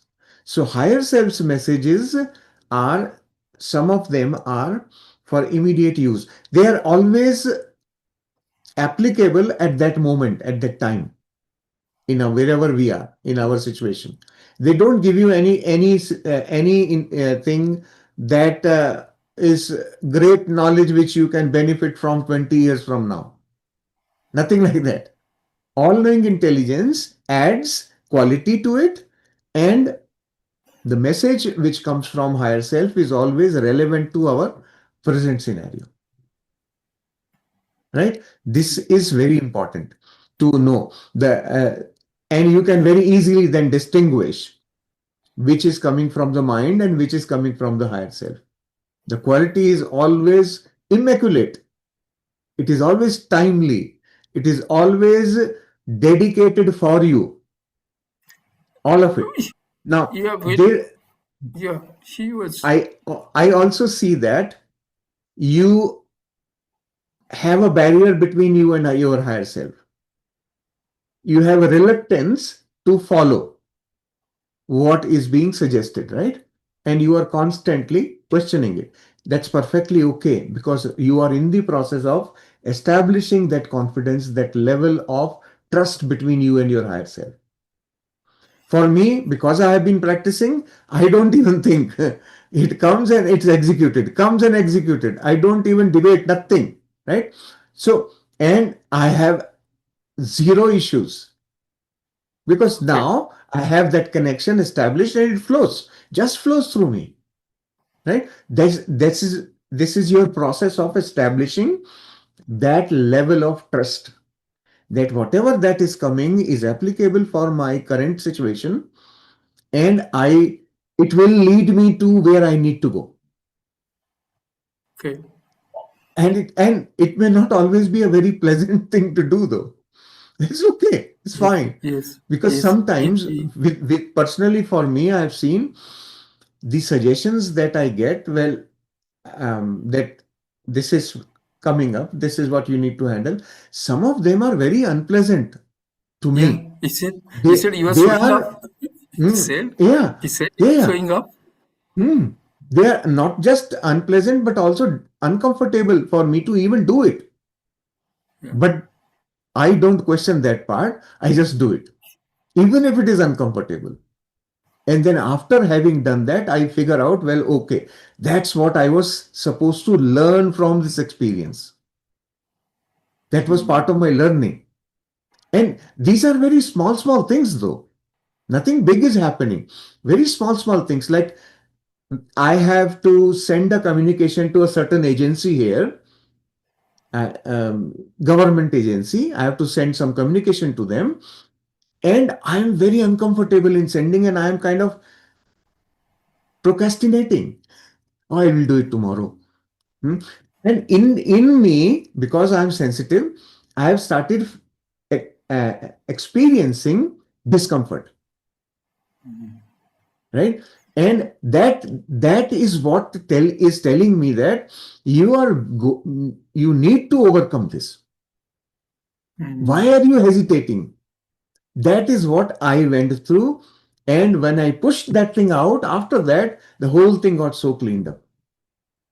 I didn't Yeah, even stop, right? I just did it then. As soon as I recognized I'm procrastinating, immediately I did it. And the funny thing is that totally unexpected results came out. Totally unexpected. Imagine a procedure of the Consulate General of India here, a total procedure was scrapped, okay. making my job easy. Oh my God. That's Okay. that's the level of difference it makes. And as soon Mm. as I open their website, the first message that pops up is that message only. Right? They have a pop-up on Wow. the website so that anyone looking for this service from them should read it first. And that was exactly what I was looking for. Oh my God. Shailesh, you won't believe the whole journey of this with PSM and this Anapana is Sunandaji's. I have Hmm. nothing to do with it. She just put me into this Hmm. and it started. That's it. So I'm so grateful to her and all of you so much. And the way, especially unidentified influencers, he said, that means you were saying that they are not divine and you are the only fellow divine. He's just throwing it at my face. Uh,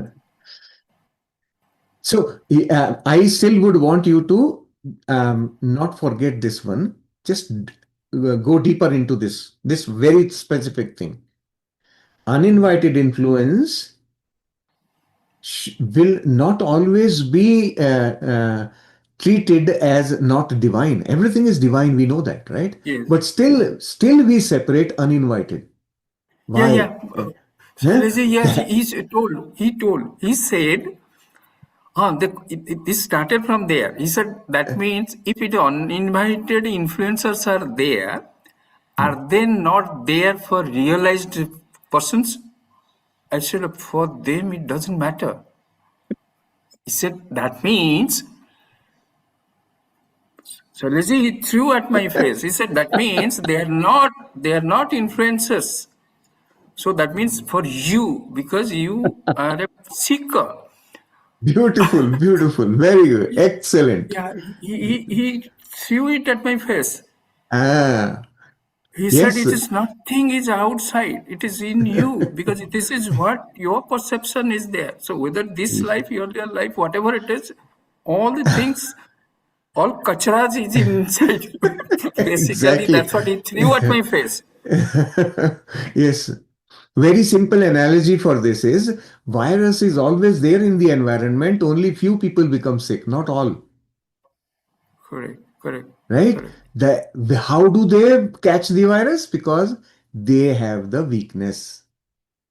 Then only they catch the virus. Everybody doesn't catch it. That's how the influences are too. Right? We just tune into that level, that frequency, and we connect. So our inner tuning, frequency matches theirs, and we resonate right away. And that resonance pulls it. I don't know how to thank you, Nehabji, Patriji, and Babaji Master, and all the masters here. So Mm. beautiful, so beautiful. It is. Yes. I may leave little early today Yeah, because sure. so I Good. go, Yeah. but Very good. I bow Thank to all of you. I bow to all of you. thank you for Thank sharing. you. This is such a beautiful thing. Yeah. Thank you so much. Thank you so much This for is sharing because a lot of us don't talk about this. Mhm. We are always in our mind. So when we put our thoughts Ah, there, everybody mm, knows, yes, that is the way it happens, that you are ah, always communicating, you are always, exactly. and the part which Mhm. Ajay ji said, and how it just brings your awareness to the present moment. Just Ah, withdraws you with that question in your mind. Think about this. Think about it. ah, So ah. it never suggests you anything in the future or anything in the past.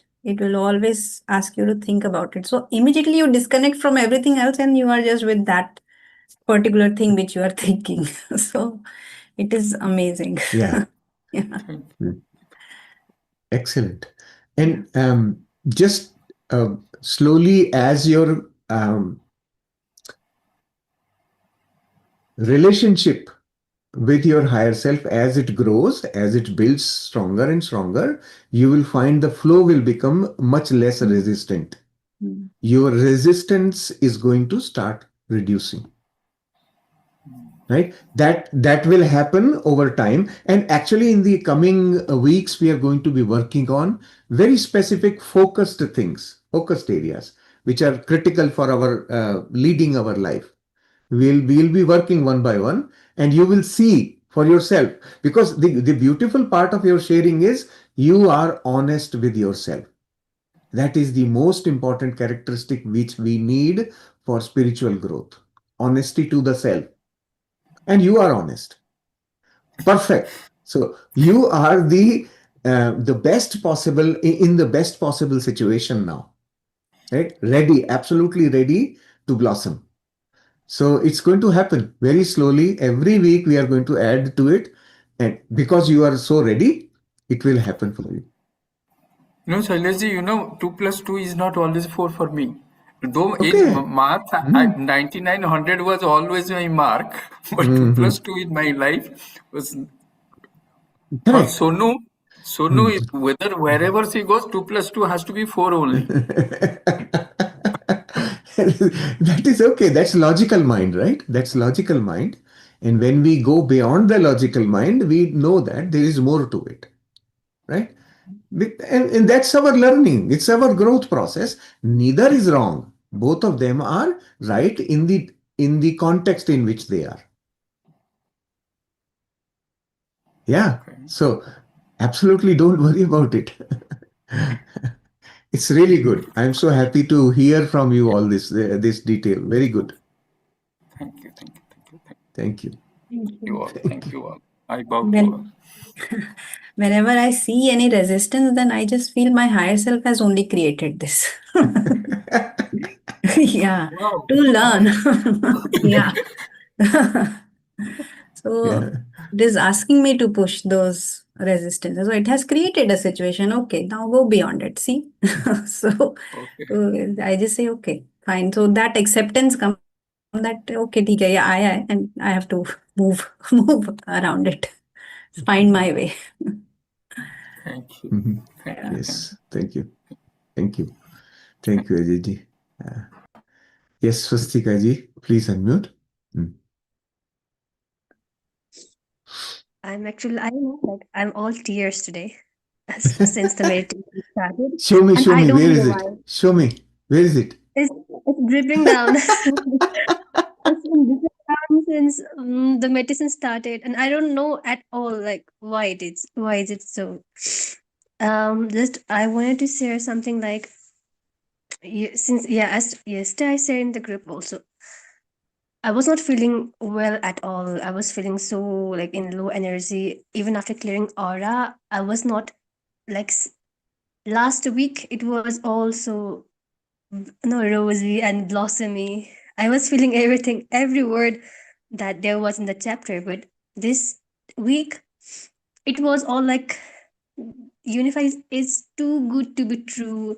It's not like it's too much. Was not feeling like I could not even read the chapters yesterday and today because I was just not feeling it. I mean, it felt like it's just like a preposterous thing, just good words. It doesn't mean anything. Mm. And today, the whole day, I was cleaning aura. I was listening to the Hindi sessions also. I'm sleeping and then getting up, cleaning aura. Saying the four lines and again like sleeping, again getting up, cleaning aura. Um, and I wrote something today, Mm. last week. I had this experience where of thinking future, because it was so ingrained in me that future is it's just like not written and it's gonna whatever I'm thinking, whatever I'm projecting, it's not gonna happen. So why to think about it? So it was ingrained. But this week, it was like I was getting all the negative thoughts about the future, all the but in very subtle way. Like Mm. before Unified, it used to be very intense. But this time it was very subtle. But I could not ignore that. Mm. I was writing and I would just like speak out my fears since I'm very young right now and I used to have these dreams of like I'll travel. Everything was like I was like feeling fear and I wrote it like what do you mean by failure that you are afraid of? So my failures was that I will not travel the world, that I will not be able to study abroad, that I will not become the person who speaks and people listen, that people would not look at me and adore me, Mm. that I will not be I'll not be able to afford luxuries of my thinking, Mm. and I'll be like an outlier in the society because I'm talking about love. And when people don't talk about love, I'll be like outliers. They will think me something else. And yeah, and also like because people would attack the people who speak truth, not like I mean, yeah, who are different than others. I'll be attacked, I'll be threatened. Start saying no to everything that's life. So all these fears just came out. And And just I wrote make a like list. Make sure that you have this written down because this is you are doing the homework of chapter 7 right now. I have written it down. And I wrote like there's excitement like of who I'm gonna become after Unified, like while I'm practicing Unified, but also there's fear like who I'm gonna become. Like I don't know who I'm. Very good. It's good that you are getting this. So it is only showing that you are making progress. That is what is happening. You have already reached chapter 7, but there is a very important step, which is chapter 6, that will be needed for you much more than anything else. So chapter 6, just be prepared for that. Um, Aura cleaning practice, just become fluent with it in this week. This week is only to process that practice, imbibe that practice deep within, right? And it Practice is of, yeah. okay, I'm doing that, but every I have to do it like I said it once, then Hmm. again, again, like it's too tiring at some point. That's It okay. though Accept I'm not. it. No, accept it. Accept it that yes, it is tiring. It gives me fatigue, which is an indicator that it is an uninvited influence. Simple, right? In the chapter, it's written. When you feel fatigue, that means you are under influence. Do the aura cleaning and do it Mm, 10 times, 15 times. If it persists, keep doing it. These kind of things will happen during this week for us to become efficient in being able to do it mechanically. mm, Mechanically means no thinking process. Straight away it should happen. Okay. So yeah. if these persisting things, many people will face it because this will help them practice it more. Mm. Yeah. So just make it mechanical. It just should become your automated response. That sort of a thing it should happen. There is also one Hmm. fear that Hmm. like if I'm always clearing aura, if I'm Hmm. always trying to not get influenced by other people, wouldn't I be not disconnected with my family You and are friends? you are again and again going in the future. So see, these patterns will come up. This will show up. Again, you were saying, what will swastika be after unified? What is swastika now? Come here, see the change. After unified, Uh, we will see. So the important part of this exercise also is this week is that we are recognizing our patterns. And you are uh, doing such a good job at it. You know that there is fear of so many things and how Mm, you've set up a mood of fear, that which I explained. So, mm, so uninvited influences are coming and feeling at home. But now you are aware, okay, this is what exists. I don't need it now. And for that to come to the present moment, you need this tool. You need to practice it that much. So you are with these thoughts instead of those fears. So if you keep thinking about the fears and not about the tool, then probably you are not doing justice to the practice. So be with y- these practices, try repeat it as much as you can. You will see soon. And that's what I have explained today with, and also in the chapter that when the changes happen, and you must have seen so many changes already happened, take your focus there. But slowly, some shifts are happening. Even a little bit of my thinking process has changed. It's a lot for this moment. And just see it happening for yourself. And don't go into the future too much. That gadi you have to stop. Yeah. I will explain a little bit about future Yeah. also. Uh, the good thing that you are doing, Swastika, is that you are noting it down, mm, right? Noting it down is most important aspect which you are doing. Perfect. You will see that this is also a process of release. When you note it down, you are actually releasing those fears. mm. Slowly and gradually, you are going to be benefiting from it. For now, just do that. Note it down. Yes, I have the fear. Fear is always future only. It it leverages the past, but the intention is future only. All the fears, anxiety, right? So let me explain about future. What is future? Future is possibility, right? Possibility. Your imagination of a possible experience. That is future. And this is for everyone. We all have expectation of a future, which is our imagination of something that we will experience in future. It could be good, bad, ugly, whatever. Doesn't matter. Now,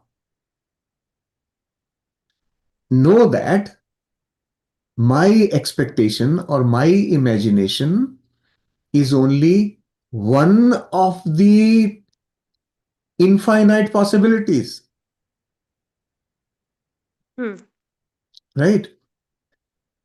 Why do I feel that anxiety of what will I become in future? The anxiety of what will I become in future? Where is it coming from? Because I am imagining I may not be able to become what I want to become. That's why the anxiety. How about thinking the other way, like Shaileji thinks? Think that, how about becoming better than that I have imagined? That is also a possibility. Hmm. I am only thinking that I will become the role model for Nepal, but I may become role model for the whole world. That possibility, why am I ignoring? It is a possibility, right? Our mind is so limited that we cannot imagine the infinite possibilities. That is, remember, future is infinite possibilities. You can choose whichever you want, and that is what will happen to you. And this is the reason why future is not predictable. It waits for you to choose. Whatever you choose, it starts to manifest. That's what is created for you, and you experience it. Right? This is the future. Future is infinite possibilities. It's not possible to predict because it depends on my choices that I'm making today. Whatever I'm choosing today is going to manifest in future. So if I choose fears, if I choose limitations today, that's what I will experience also in future. Why not turn it around? Okay, I will start choosing the other side which I am not thinking right now. How about better than what I have? Then you have opened yourself up. We will be doing it in chapter 9, by the way. This is a chapter 9 thing. But in chapter Hmm. 7, you have already done the homework of chapter 7. Save it. We will need it in chapter 9. Okay? When I do know that future is about infinite possibilities, Hmm. but where the fear comes, I don't know what to choose. that choosing, where is it coming from? Chapter 4. All knowing intelligence. Mm. That why did we do that connection with all knowing intelligence in chapter 4? Because that is where wisdom will come from. I don't have to worry about it at all. I am all knowing intelligence already. Why are you not feeling that connection? I actually wrote this note. Now I'm going Hmm. to like read every day, and it said, "Okay, Eh, I'm love. I'm hmm, perfect. I'm all intelligence. I'm in hmm, control of my life. No hmm, one and nothing can affect me without my permission." Now this is a thing that hmm. I'm not able to digest properly. So I was like Correct. written it and then kept it aside my bed. Now Hmm, I'm going to like read it because what I found in meditation was enough of it's like because no, in chapter 2, we said your higher self wants you to live a life of full of happiness, fulfillment, safety, love, and abundance, right? hmm, hmm, And that's what we are longing. Like, I don't know what really happiness. I cannot define it right now. I cannot define what huh, abundance to me actually is. What I can define hmm, what fulfillment. Problem that is causing me because I cannot define it. I'm really anxious. Like, what's gonna come out of it? hmm, hmm, So today I was like enough, enough of this anxiety of of not being able to feel that I'm perfect. hmm, Now it's I'm a perfect actions, I'm perfect health, I'm perfect thought, It was like I want to live a life of full of happiness, full of satisfaction, fulfillment, and I surrender to my higher self. Like you do, you tell me what is that I have to nurture. Like I know I have the seed, I get it, I have the seed, but now tell me what do I have to nurture. Like I don't know what do I have to nurture, but you know, so tell me. So yeah. So, We do you told, want yeah, me it's to? coming. It's coming how to nurture and what to nurture. So just leave it to that. Right now, leave it to Babaji. So he has prepared this course in a way that we don't even have to think. It will just Yeah. fall right in place. Whatever questions are coming are very valid and they are all answered through the book. So you will find those answers. So Yes. just be with the practices which are now and try to just perfect them as much as you can. Like I said, that is all foundational practices that we have to continue for our whole life probably. I mean, we might keep that need of clearing our aura can come at any time. There's so many situations around us. So start noticing, where am I out of alignment? So that is more important in this stage. And your Shiv. ultimate future is already announced in the book. It has been announced in the first chapter itself. You are the flower of heaven in full bloom. That is the future. You are already unified. So, yeah. Yes, yes. That, but you have not accepted it. That's why you have to read the whole book. Yes. That's why you have to do all the practices, everything to recognize, Yes, okay, now I exactly. get it. So, This book will not be necessary if you could accept that first paragraph. So, so may I just say like let's through and then start again reading. Don't worry about it. Just go through the process. Enjoy the process. Be be happy about going through it so that now it will not be a theory at all in my head that I am the flower of heaven in full bloom. I will experientially know that I actually am. Right? That you will know when you go through the whole process. I also want to share something. Hmm. Like since the chapter 3 started, remember I Hmm. told you like I have to face something very important in the workplace and nothing of it happened. Whatever scenario I had to imagine, the complex thing, it didn't happen at all. It just went by. Then again. Okay, now it's gonna come next things that also. Oh, just yesterday.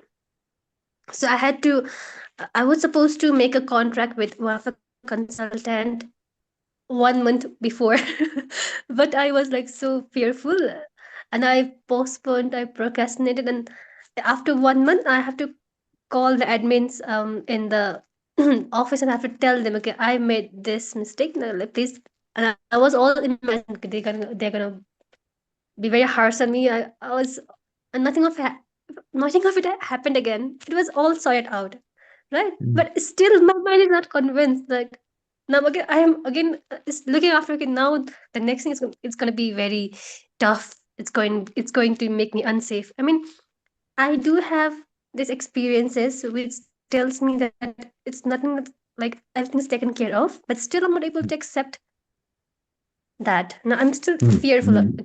Hmm. Hmm. Because you are very judgmental by nature.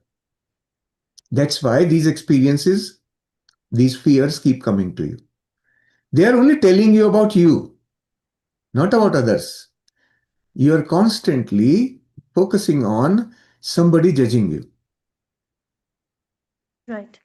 right? And that is coming from your own nature of being judgmental. And Right. eventually, through the book, you will learn how to drop the judgment also. So what are You your will learn thoughts? experientially. Yeah, yeah. You will learn experientially that how to drop your judgment. When you drop your judgment, nobody will judge you anyway. That will become experiential learning. So just go through the process. At the end, you will know by yourself.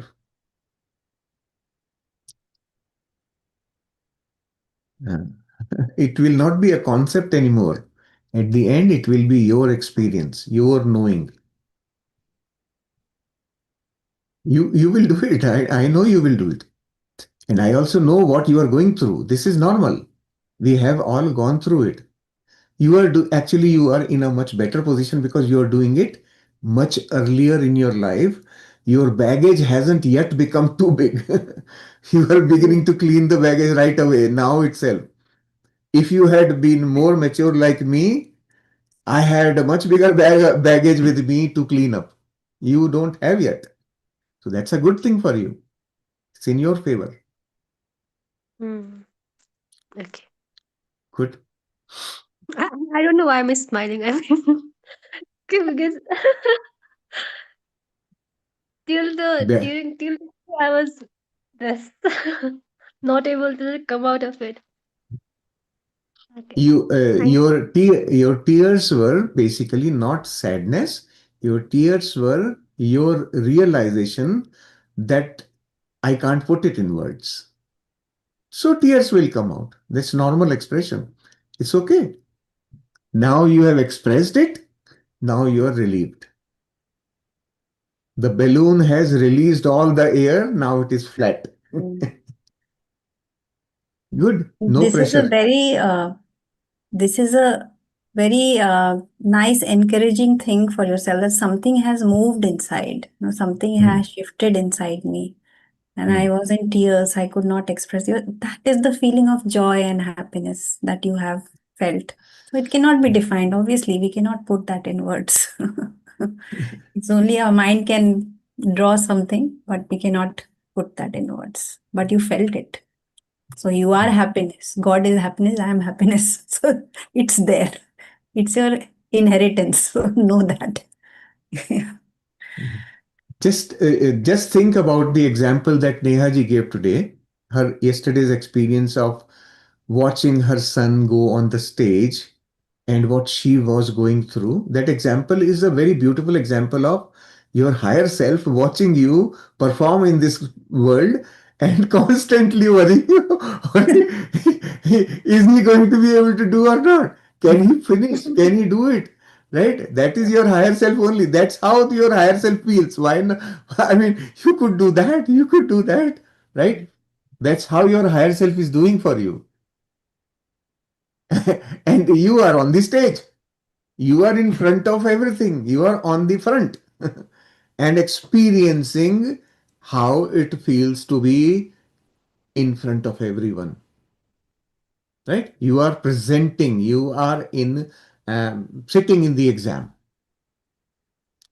and higher self is nudging you from behind. Think about Yes. that. Wow! Oh, clear your aura. Do it. Do it. Do it. Yes. Right? And my son also. He was also nudged by his higher self all the time. Clear your aura. Otherwise, he would not listen to me. But on the stage, he remembered higher self, and he was clearing. So that was impressive. And he told me that it really helped me. I was coming to the present because I was seeing other candidates and I was getting this nervous anxiety all the time. That so he told The me to higher. tell the entire group about it. Uh, Sometime once you have completely unified, you will also be performing the role of the higher self by yourself. Then you will enjoy. You will have so much fun. Seeing yourself not being able to do things, you will be able to predict, oh, this is the pattern. Okay, okay, this is how this person is going to respond. And then you will laugh. I knew you would do that. That's how beautiful this whole experience is. Yeah. So once you are unified, you will laugh at yourself very easily. You will say, okay, I accepted myself that this is what my pattern is. So I will go through it.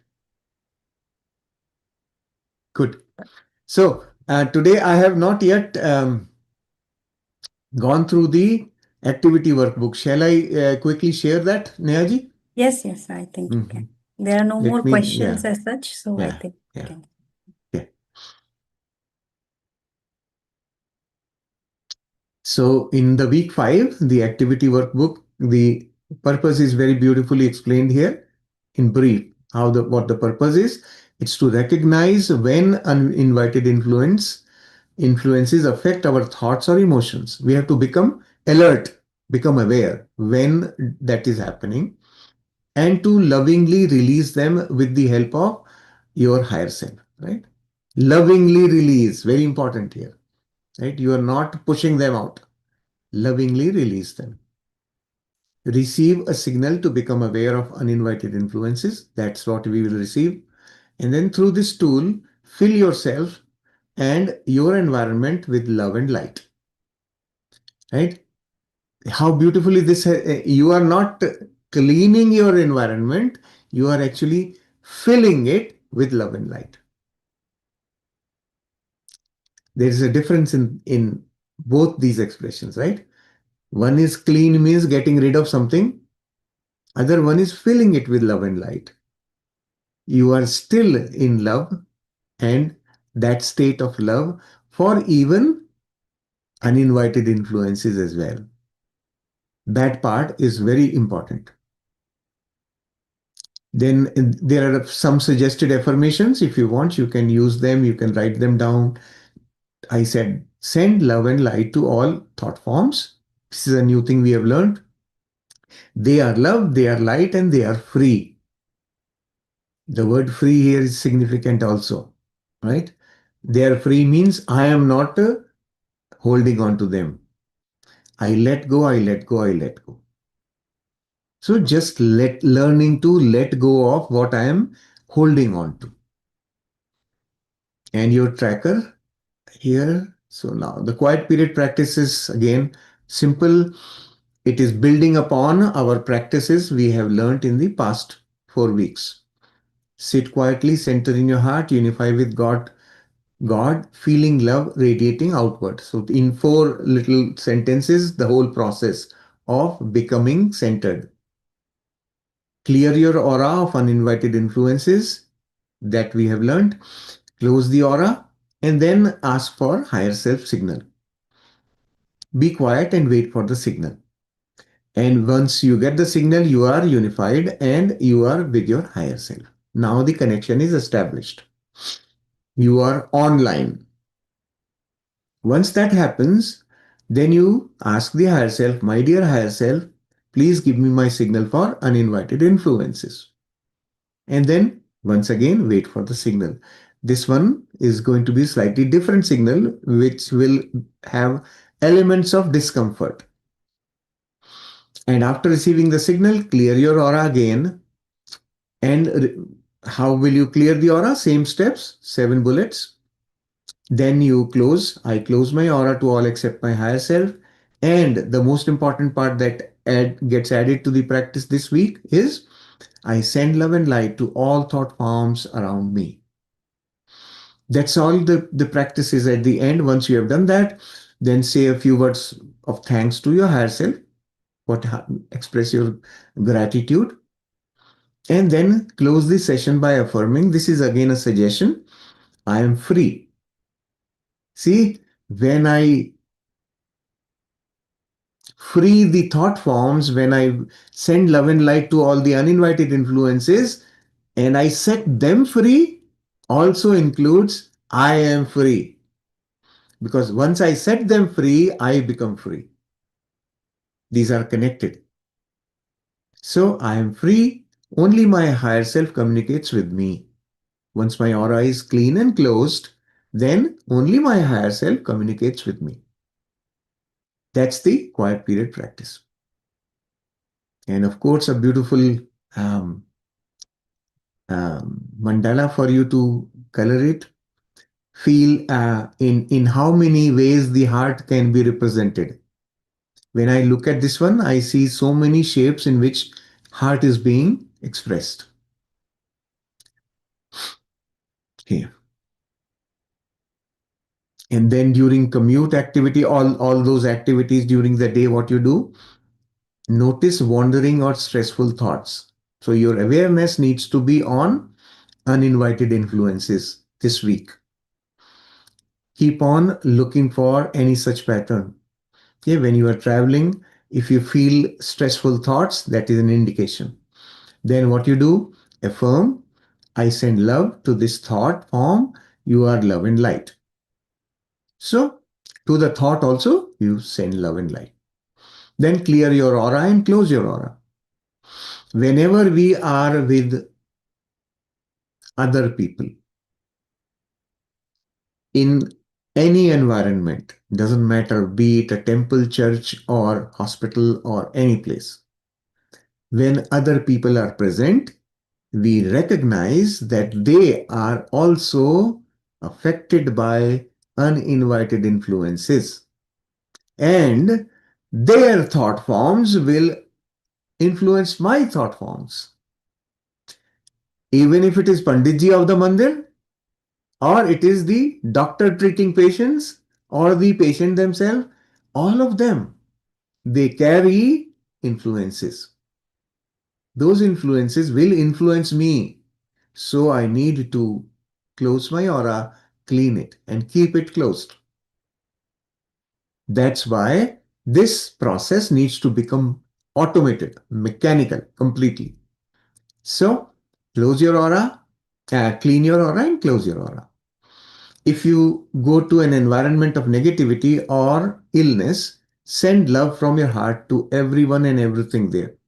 So in a negative environment, you are going to be radiating love to everyone and anyone. Everyone. And then you can repeat this, I am love and I send love to specific people if you want to. Same thing, cooking activity. Again, be aware of stressful thoughts or negative thoughts. Anything that is distracting your awareness, right? Then pause and smile and affirm. So pause and smile. Pause and smile is very important here again. What is that smile coming from? I recognize you. Hide and seek, when you play hide and seek, when you find the person, what do you say? You found it, right? Then you smile, you are happy. That's what you are going to do here. So when you find yourself in a stressful thought, in a negative thought, anything like that, pause and smile. Oh, peekaboo, I found you, right? And then I bless you with love. In that smile mode, in that happy mode, you can bless the thought with love. You are love, you are light, you are free. I set myself free. Clear your aura, close your aura. Simple exercise, very simple. Just same thing that you are doing during commute, you are doing here also. And pretty much the same thing you will do with anyone you are interacting with during the day, right? Become aware of tension, judgment.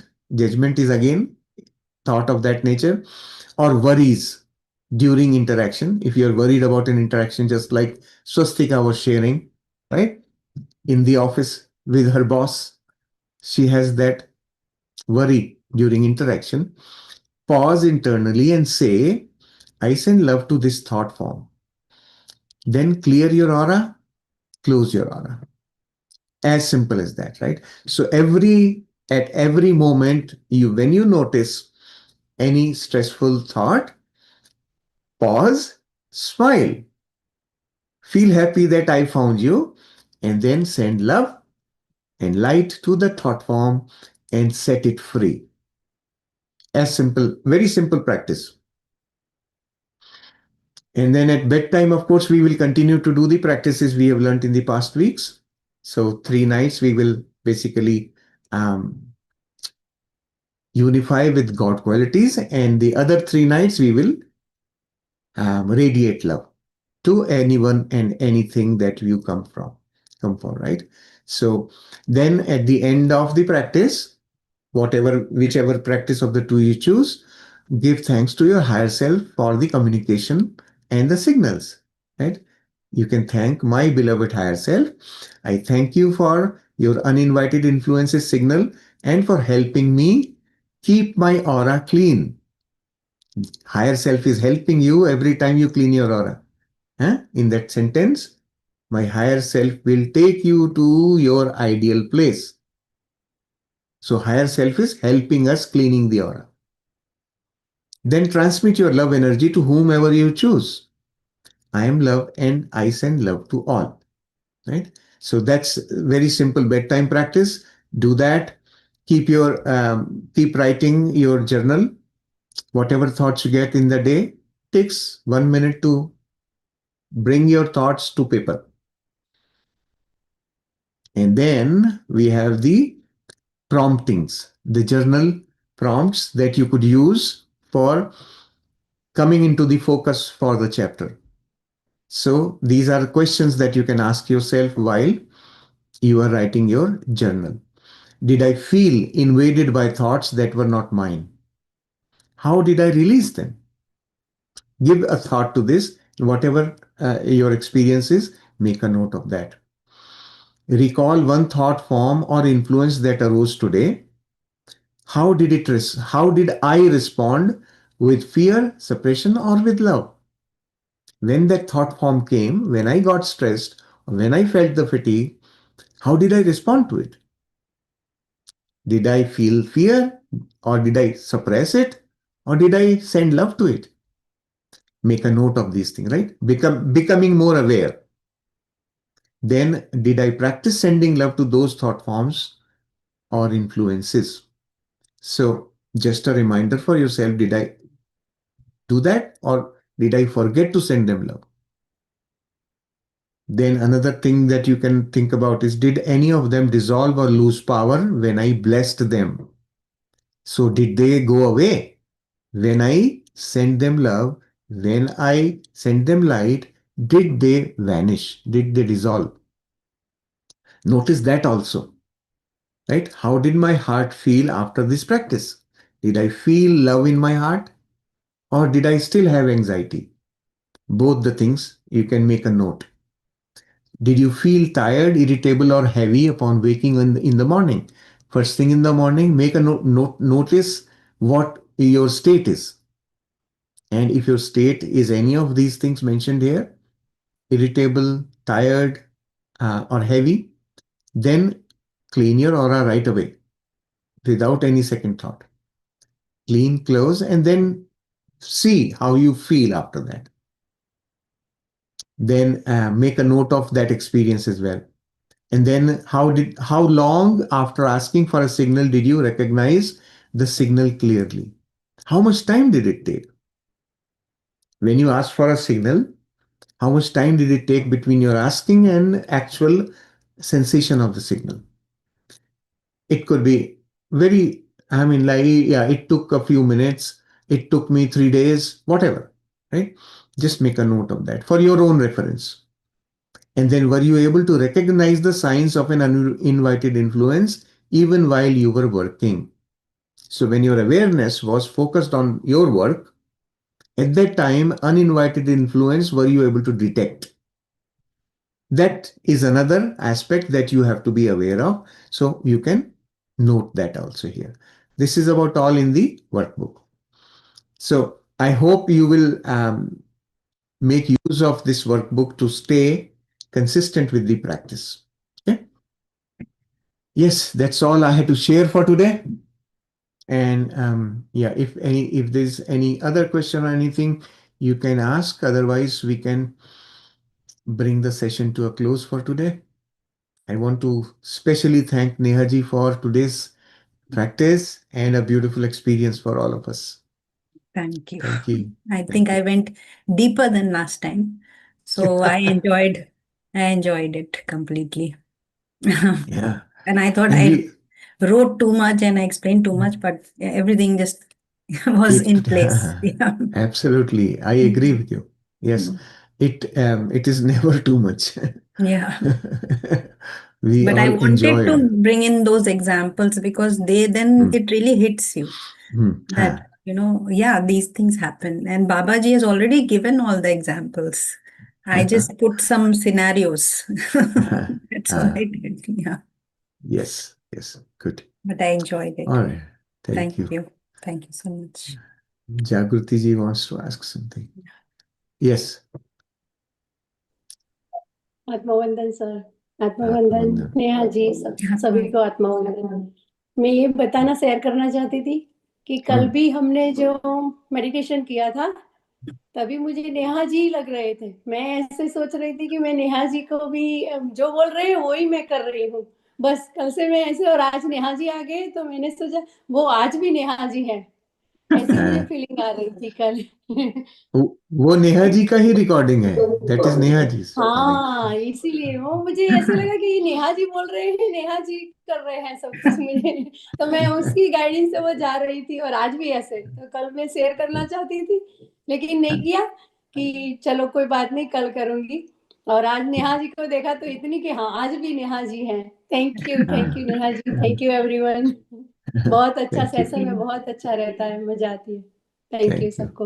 Love you. Thank you Neha जानी। ji has experienced Sarvavyapi. Yesterday I was somewhere else. Here, there also, here also. कल लेकिन मुझे ऐसे ही हुआ कि ये नेहा जी आ गई है, ऐसे कर रहे, बोल रही है, ऐसे ही सेम Yes. आपकी वॉइस आ रहा था सब कुछ। Yes, yes. The in that recording that we had yesterday, YouTube some mess up was there. So we have replaced that video and the link has changed. So we have shared the link in the group. I am going to update the website with that new link in a couple of days, right? So just be patient. Use the link in the meantime, right? That we have in the group. Yeah. Thank you. Thank you Yeah. Sir, thank you very much. Thank you. Thank you. Yes, Jayaji. Yeah, sir, I wanted to share before I would flow with the fear of the unknown quite often, actually. And then so many times, I mean, when we were younger, they used to ask us, okay, the thought came. It's like the first buggy of the train, it's the engine. It depends on you how many engines you add to it. So the thought comes, why did this person do it to me?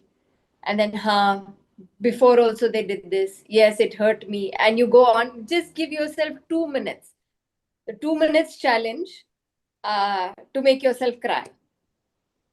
And so when we were teenagers, we were asked to check how long does it take to make yourself cry? 5 minutes, 2 minutes, 1 minute. All you have to do is dwell in the past or in the future. Then the next challenge was, how long does it take you to realize the blessings, the abundance that you have, that you are? Does it take 5 minutes? Does it take the whole day? Does it take 2 minutes? So a lot of the times when I flow with the negativity, you get caught in that web. And once you wake up or you sleep with the thought, I am abundance, I am love. So even in the middle of the night, when I get up to go to the bathroom, there's a sense of fulfillment, there's a sense of satisfaction. So like Swastika ji was saying today, every time you get a thought, how fast do you stop it? How fast do you catch it? How fast do you oh, it's coming? Okay, we'll talk about it later. Or remember, they said it's there in the next chapter. Okay, we'll discuss it later. So again and again, bring yourself back to the present, the awareness, the pause. Like when we are doing the meditation, again and again, whoever is helping us with the guidance is like, okay, bring your mind back into the space. You realize your thought, oh, no problem, bring it back lovingly again. So that's yeah, so many things connected today.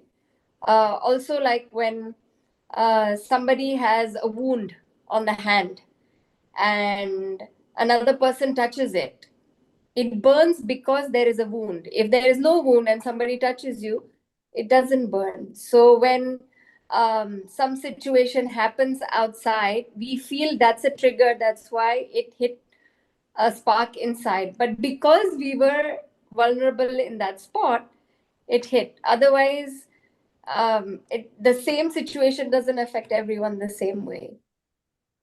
Yeah. So it's just a pause. Every time you get caught with the other thing, there's so many beautiful things that we have to bring our awareness to in in different parts of the day. Yes. So I like that Excellent. we are inviting the influences into our life. Depends on what we invite is how much they Yes. trouble. So Yes. when they come and they pass by, say aa Mm. gaya. So आया भी और गया भी. Yes. टिका क्यों? Why Mm. should it stay and bother you? Yeah. Mm. So and then you send love and light. You can only send love and light when you are love and light. Mm. When you are full of it, then you can send it. So every time I send it, I feel the abundance of it inside. So and Mm. when there were so many things, so many people who did unpleasant, according to me, unpleasant things when Mm. I was small. And by sending love and light, it's just released. So I was told the day that person does not appear in your mind, that means wo chala gaya. That person's gone from your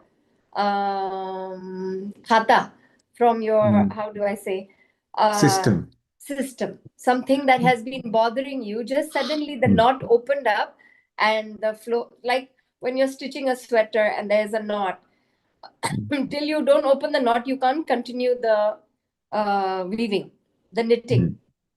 Once you open the knot, it knits.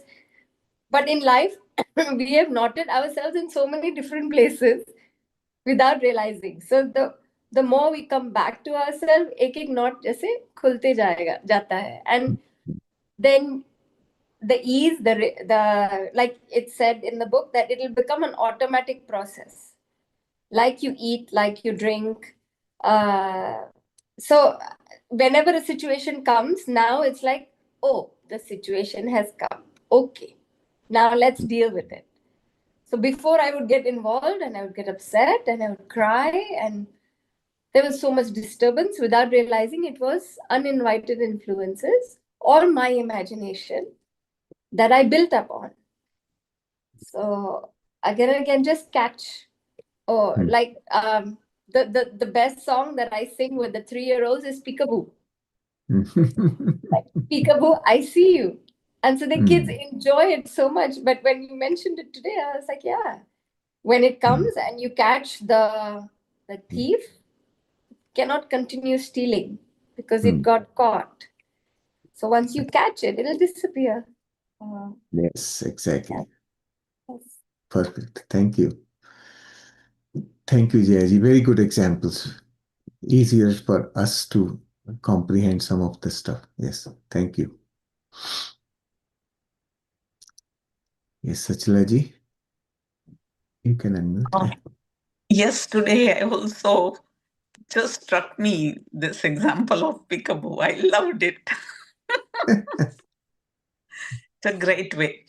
The only thing I would like to know is I have that website, Meditation for Wellness, from long ago, since first time you had shared.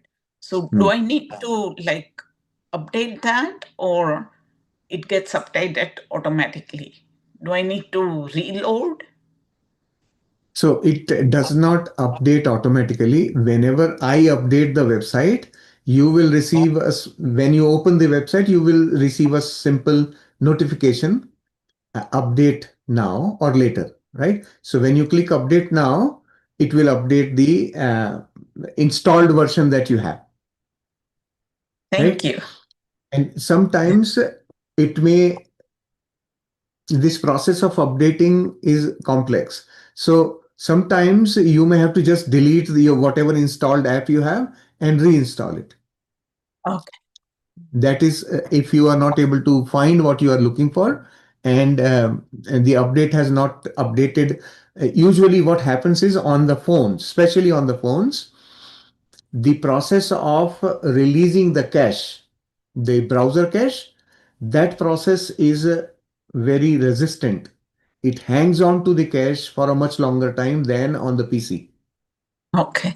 So I usually use my phone, and I noticed that So the in that, yeah. last songs are not included in that website. Oh, So that has not been updated yet. That's part of the thing which I will do in a day or so.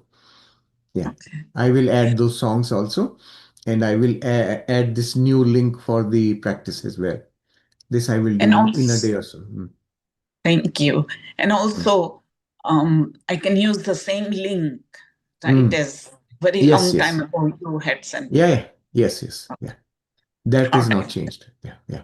Thank you. Okay. I'm loving this Thank this you. Mm. course so much, and I Thank you. appreciate it so much. I cry whenever I see Thank Unified. you. Thank you. Just stay unified. Just be in your heart. Yes. Yes. Thank you. Thank you, Achlaji. So I will close the session now. We'll come together again tomorrow and do the day 3, and then get ready for the big chapter, chapter 6. That will be a very important step. So wish you all the best. Continue to practice, please. Huh? Thank you.